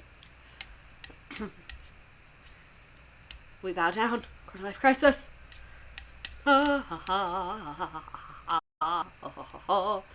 Okay, so let's get into the actual bullshit that went down at this place. So this is what she sent me, and then we'll look at the news media. So she sent me like a very organized Google Doc of some stuff, and then we'll look at like the articles about it and shit like that. So day one began with an hour and 45-minute speaker. It was a woman from Cuba who discussed the dangers of communism and America's founding principle. This speech was continuously interrupted by teachers in the crowd with corrections on the misuse of quotes. Okay, sorry, I got distracted by the chat. Then we were split into, again, this is the Florida Department of Education. We were then split into groups for individual breakout sessions. Each group rotated through the topics. We were not explained the purpose behind the topics being discussed. Each session discussed misconception about American history, and they were significantly slanted towards a bias. She quoted Madison, and some guy right off the bat was like, that's not what Madison was saying. That's funny. So this is an actual slide from the training. Like all of these, you see the Florida Department of Education logo is right there. That is the logo. That is what was on like my certification test when I would get the standards from the state. Like this is them. I also just want to preface, we usually learn why we're learning something before we do a workshop, but not in this class. Yes, at like teacher trainings, they always give you like an agenda and like an objective. They're like, we're going to learn this so that you know how to do this. Like they tell you the purpose of why you're doing something and like what you're supposed to be getting out of it. DOE's teachers need to be not political. The DOE's training. So fuck communism. Rick Scott as governor tried to sell a lot of preserve in my hometown. Hold on. And my elementary school had us write letters asking him not to. It didn't end up going through, and I think it was due to 25 letters from 10-year-olds. Maryland was literally founded because everyone hated Catholics, so this is false. I love that people were correcting the speakers. Wasn't Maryland literally founded because of religious intolerance? LMAO. So this is the actual slide. It says, a misconception. The American colonies were characterized by religious intolerance, and there was no religious liberty in America until the First Amendment. Like, fuck. This is also what Quarter Life Crisis said. By the end of this training, you'll be able to fully indoctrinate students on American exceptionalism. So Quarter Life Crisis said, often Jesus Christ was mentioned in these breakout sessions. This is the Florida Department of Education. That is terrifying that they're talking about Jesus Christ at a civics training for the Florida Department of Education. We were taught that the founders, not the founding fathers, felt religion was necessary in promoting civic virtue and that it was important it was taught in schools, which is insane. They were not shy about saying Jesus and how important he was to the founding. That is crazy. This is literally so batshit crazy. Like, when I was reading through it today, it was crazy, and now as I'm continuing to read through it, it is still crazy. So, this is their other. The founders desired strict separation of church and state, and the founders only wanted to protect freedom of worship. How is that a misconception? It's giving cult. It's literally giving cult. This was created by a cult. It fully was. They essentially only wanted to promote originalism. In Ontario, Canada, the government funds Catholic schools. This reminded me that one nation under God wasn't in the pledge till the 1950s. Yeah, this is like literally batshit crazy. So this is me reading these slides, realizing that many Florida, y'all know the coach teachers. The coaches that do not plan their own lessons. They are a teacher to be a coach. There's lots of amazing teachers who are also coaches. Not talking about them. Talking about people that became teachers to coach. Very different thing. I'm so worried because a lot of those people they're not politically informed and they don't have critical thinking skills, and they're going to go to this training and whatever lessons, because like a lot of times when you go to these trainings, correct me if I'm wrong, Quarter Life Crisis, but like they give you lesson plans. Like they'll be like, here's an activity, do it with your fucking class. Like they give you stuff like for you to use, which is nice because it saves you time. But like obviously if I was there, I wouldn't use that stuff. But like if they didn't give us lesson plans. Oh, they didn't. But still, like these coaches are literally just going to regurgitate that back to children because this is the training that they got, and they're like not going to analyze it deeper. I know a lot of people that are that way, and it's scary. I would also like to add this was for K through 12 teachers, not just social studies teachers. So for many of us in that room, they had never learned that content before. I did not realize that part. That is true. So like if you are a fucking elementary school teacher and you didn't learn about this stuff since you were in high school, like, you're gonna be like, oh, okay. Especially if, like, this is not something you think of very often. It's nice when it's not religious indoctrination. God, this is insane. I hate it here. This is the bad place. So this optimistic closure, it says, historical facts and truths must be presented in the classroom. Facts must be grounded in primary source documentation. Also, life hack as a teacher, whenever I wanted to talk about something and I thought I might get in trouble if it was controversial, primary source analysis. I want to talk about how the CIA was messing with the civil rights movement. We're doing a primary source analysis of a CIA document from the CIA website. Am I not allowed to do primary source analysis of government documents from a government website? Like, y'all not gonna catch me.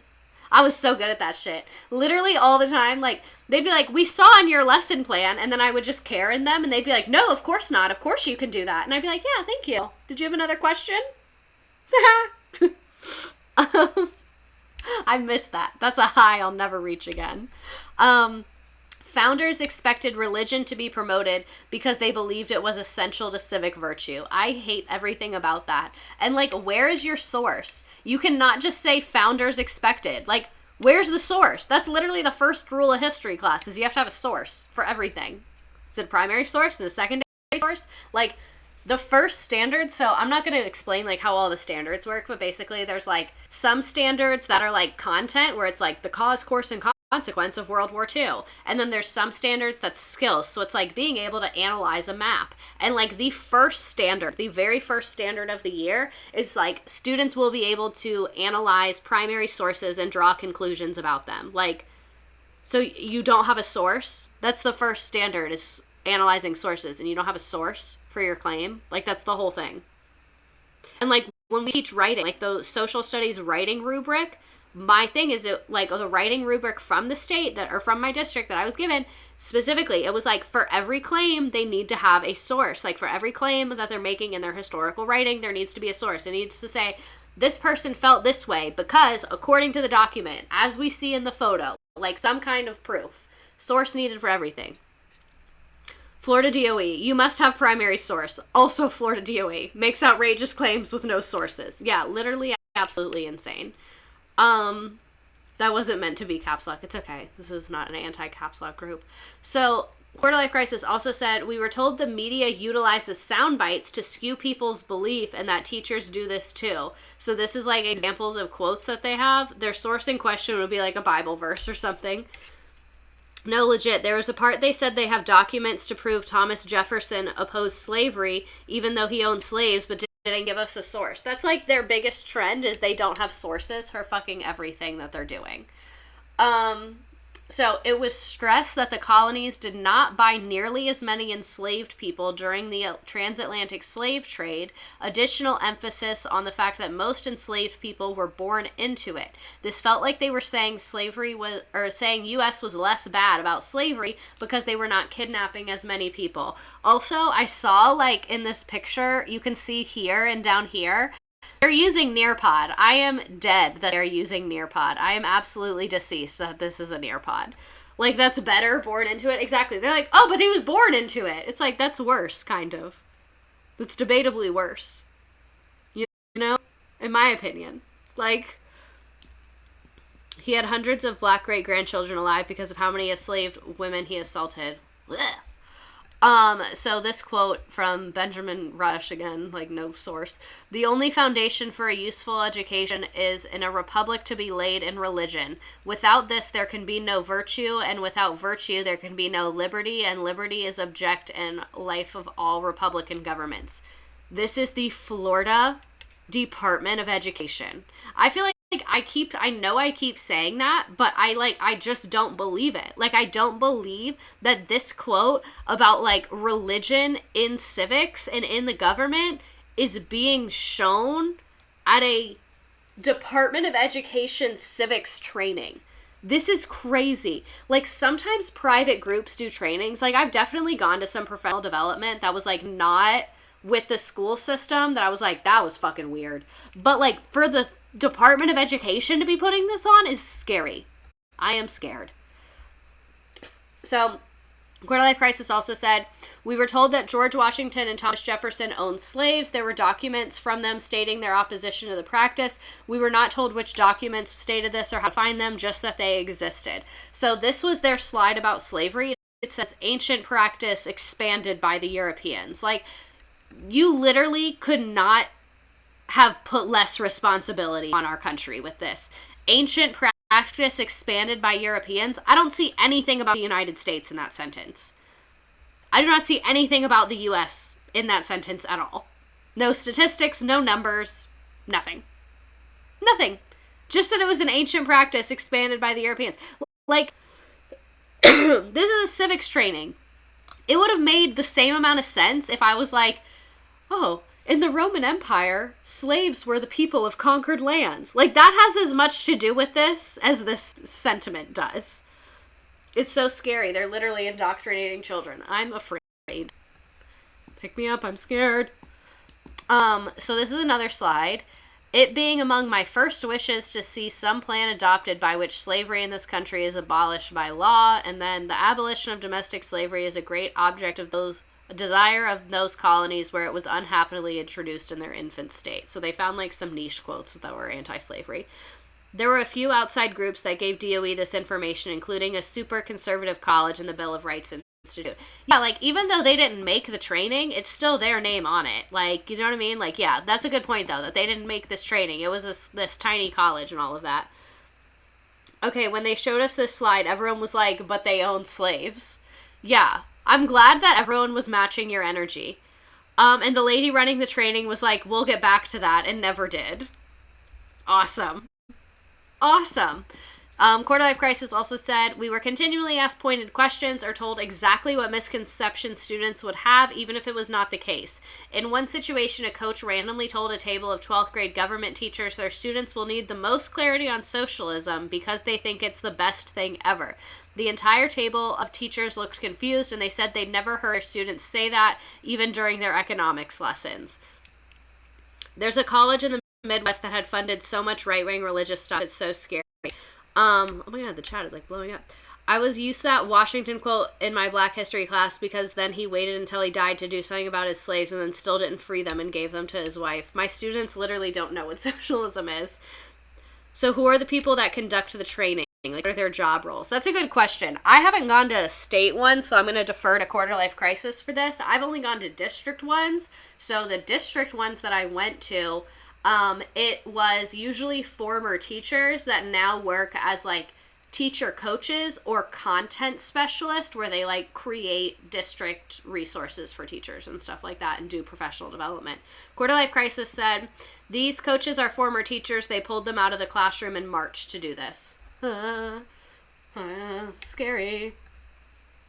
There's another slide about interpreting the Constitution, and it's really focused on originalism, and then there's fucking this is dead justice. So it emphasizes how the terms were understood by people at the time the Constitution was ratified, meaning as understood by those who wrote the Constitution. The founders believed change, meaning through the process of an amendment. Also thinking about how they pulled these 20 teachers out of the classroom when there's 9,000 teacher vacancies in Florida. That is insane. Yeah, so what if students think socialism is the best thing ever? It's their beliefs and no one is freaking out when people get boners for capitalism. Is that Scalia, LMAO? Yeah, I'm like 95% sure it is. It's kind of hard to tell because it's blurry, but I think it is.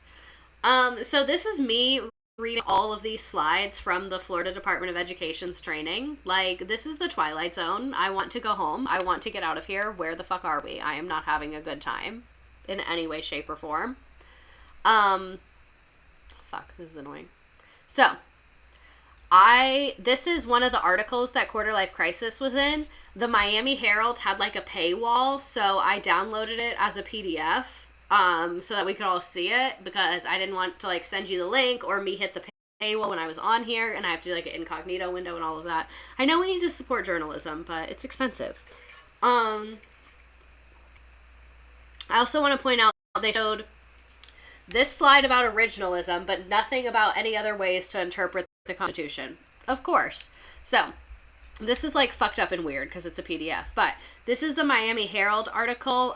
It's by Anna Cabellos and Somer Brugal, who are the Herald/Times Tallahassee Bureau.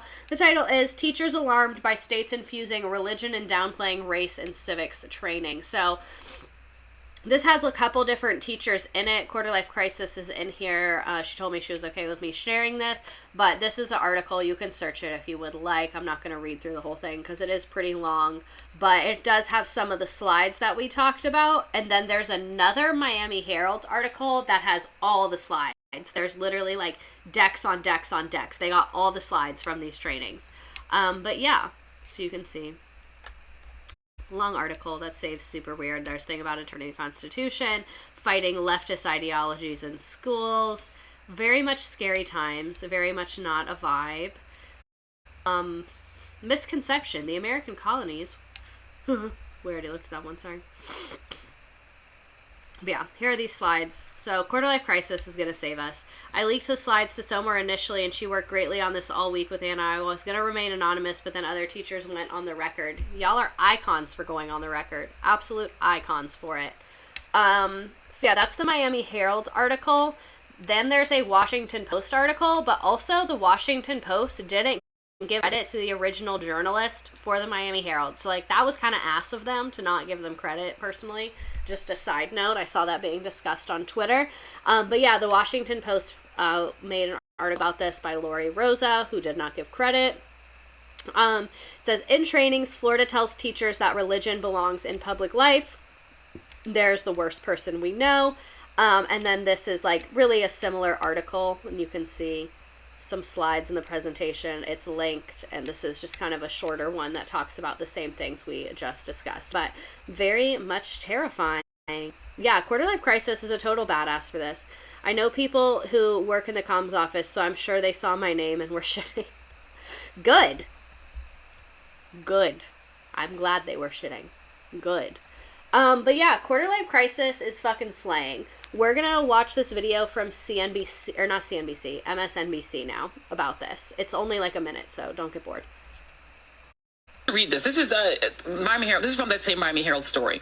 And it says a 12th grade government and economics teacher in Fort Lauderdale High, said facilitators at this training emphasized that most enslaved people in the country were born into slavery, and that the colonies didn't buy nearly as many enslaved people during the transatlantic slave trade as has been portrayed. So essentially, State Senator Chevron Jones, they're saying that the reason you shouldn't feel so bad about slavery is they were just being born and bred into slavery. They weren't being bought from Africa.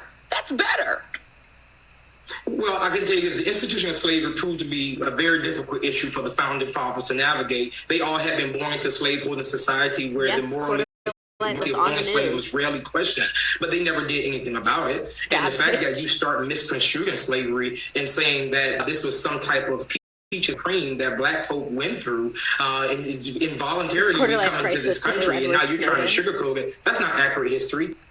What we are doing right now, right here within the state of Florida and across the country, the Republicans speak about socialism, they speak about communism, and they speak about indoctrination, but they are doing the very thing that they blame Democrats for doing. The name of it is called authoritarian socialism. It's roughly what they used to do in the Soviet. Okay, so sorry it got super blurry at the end. I had to use kind of a weird, like, paste the tweet link to download the MP4 to get it in the Nearpod. So sorry it got weird at the end. But yes, that is Quarter Life Crisis's contribution to our society, literally saving us. Like, Quarter Life Crisis, I know you're saying, lol, me, like, whatever, but this is actually a huge fucking deal. Like, you made a huge impact by doing this. You were incredibly brave for stepping forward. I would be crying, throwing, and shitting my pants. Like, literally dying. I'd be so anxious and so stressed out. Like, why do you think I fucking left teaching to talk about the stuff I wanted to talk about? It's so scary. So I hope your union is protecting you, and I hope that you're not, like, facing issues because of this, and thank you for doing it. Like, thank you from the bottom of my heart. Like, this is very important work that you did this. Thank you for bringing this to the attention of people. Like, I know a lot of times, like, I've, like, done stuff, like, not anything as big as this. This is amazing. But I've done things on this vein. Afterwards, you feel like, oh, nothing changed, and I feel, like, embarrassed, and, like, oh, I don't know if I should have done that. Like, it's kind of scary, but, like, you're making a difference. It is going to make change. My union steward was in the article with me. She has my back. Good. I'm glad. We love a good union.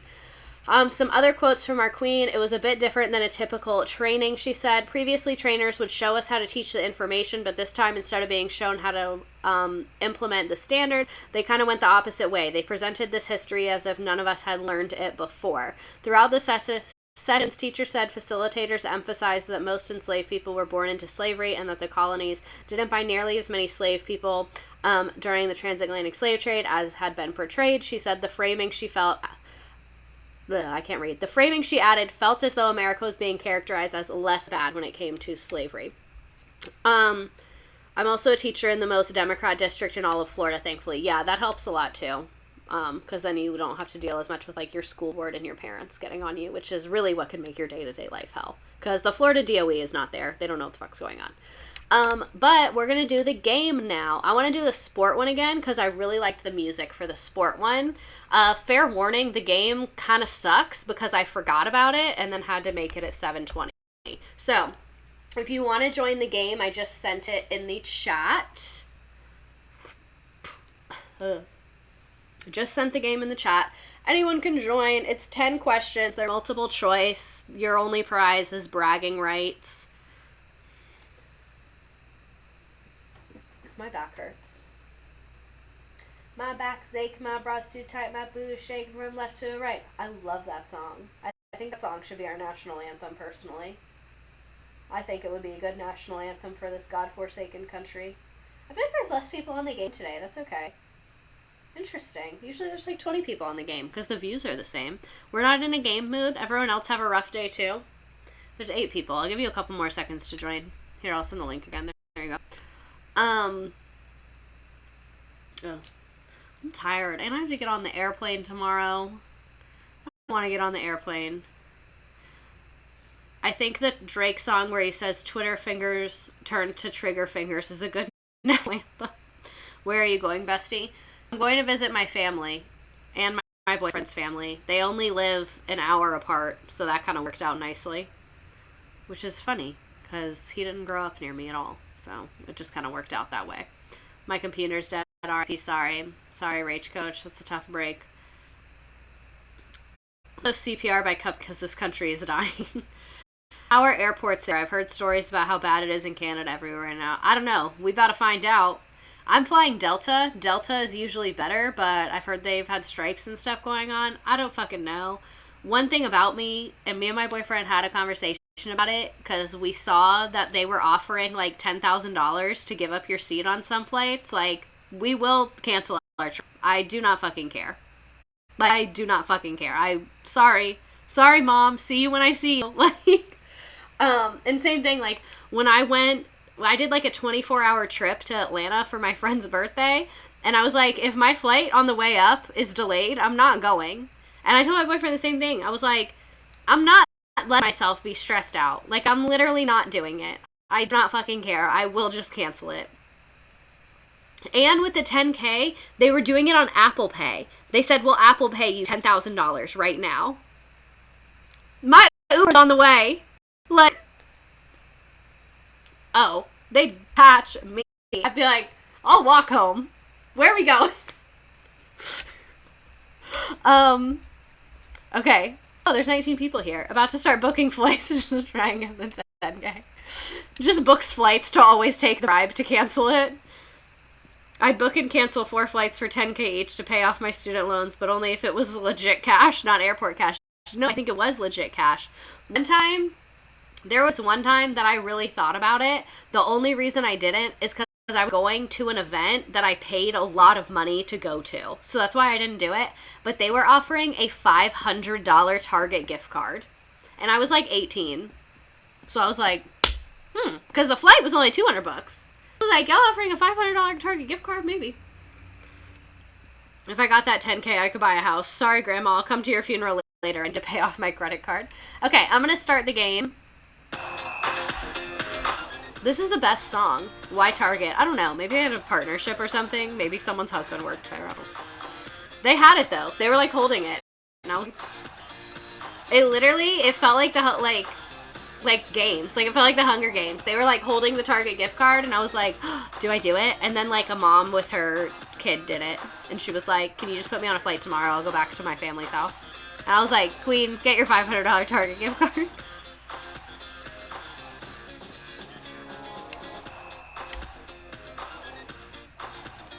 What did we learn about today? It was McCarthyism. But yeah, I forgot to make this game until 7:20. That's why I was late, because I made it and then I had to eat, which, like, each of those took like 10 minutes. Who is saving us all? Who is saving us? Who's our savior?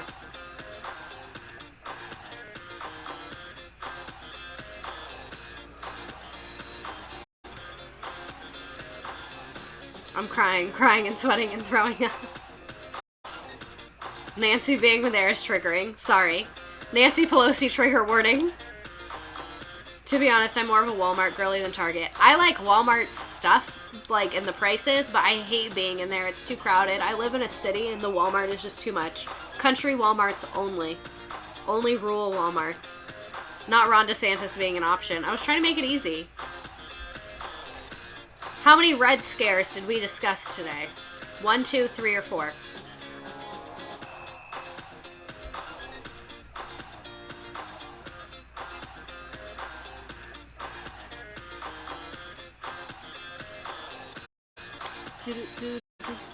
Rural Walmarts are always cleaner in my experience. They just have less traffic in them. Nancy is gonna keel and sing the national anthem, and then is gonna kneel and sing the national anthem and ask for $15. Coming from Michigan to Florida Walmarts are a different breed. Can we say 3 if we're currently living in one? Sorry. I should have put 3 as a correct answer as well. Apologies. That's my bad. We live, we laugh, we learn, we love, you know. Blank raids. What were the raids we talked about in the first Red Scare? I want my hat.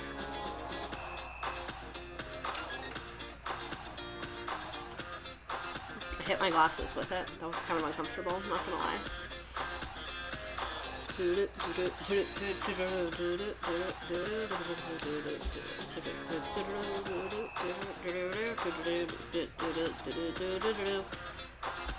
The answer is Palmer. The Palmer raids.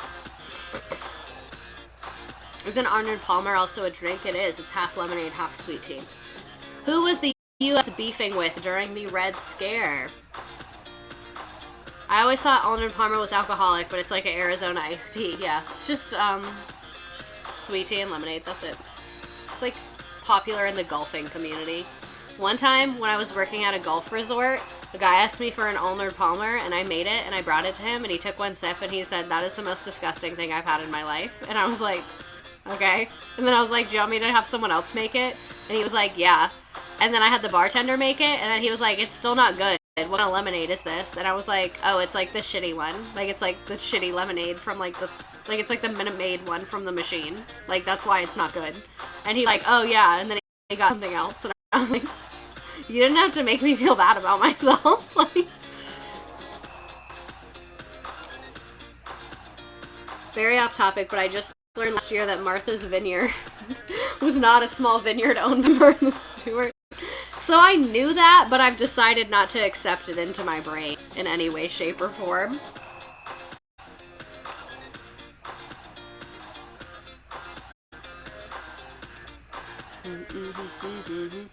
The FBI acted ethically during this time. Is that true or false?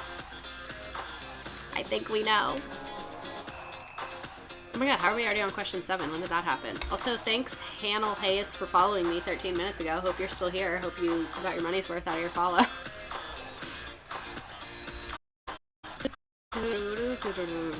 My grandparents on Martha's Vineyard is like 2 blocks away from the Obamas. That's cool. It was because Arnold Palmer was a sober king, BTW. Oh, that makes sense. Does the FBI ever act ethically? Jury's still out on that one. What happened to Julius and Ethel Rosenberg?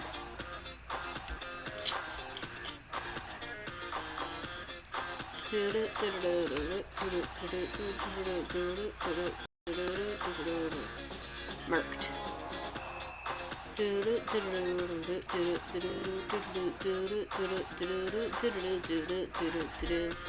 Okay, President Eisenhower was in favor of the actions against communism during this time. Was he supportive of this or no? My family colonized the island, so they owned homes before it was bougie. Oh my god. I saw a TikTok today. I didn't realize that there was like Native groups on Martha's Vineyard. I had no idea.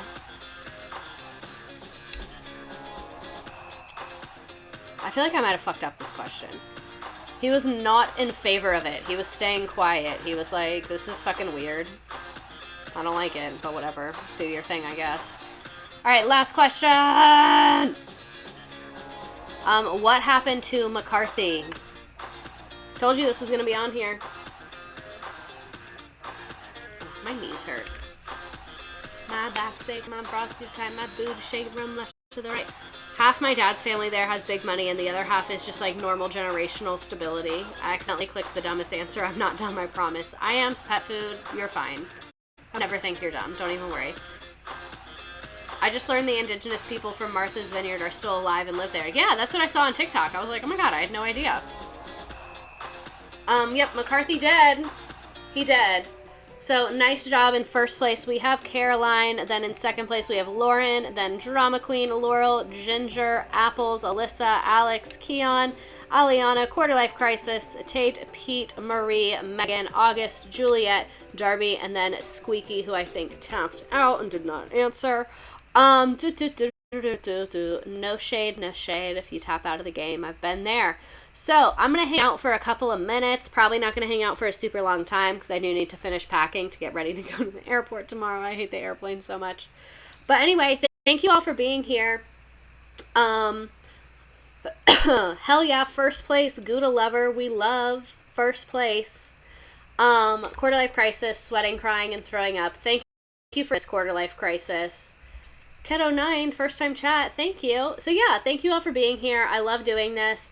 I'm not going to be here on Monday because I am going to be on my trip, but I come back, I fly home on Tuesday, and then I'm working from home on Wednesday, so unless something happens, I'm going to stream on Wednesday. I don't know what about, and it might be kind of not as many slides because I will be catching up at work and stuff like that, and I won't have the weekend to do it, but I will stream on Wednesday. Not sure what it'll be, might be good, might be shitty, who knows, but yeah. This is my summer vacay. I'm trying to save all my PTO for the holidays. Want to die, but this was fun. Thank you all for being here. We're living, we're laughing, we're loving. Have a good night. Make good choices. Love you. Good night. Hope everyone has a good rest of your week, and I will see you on Wednesday.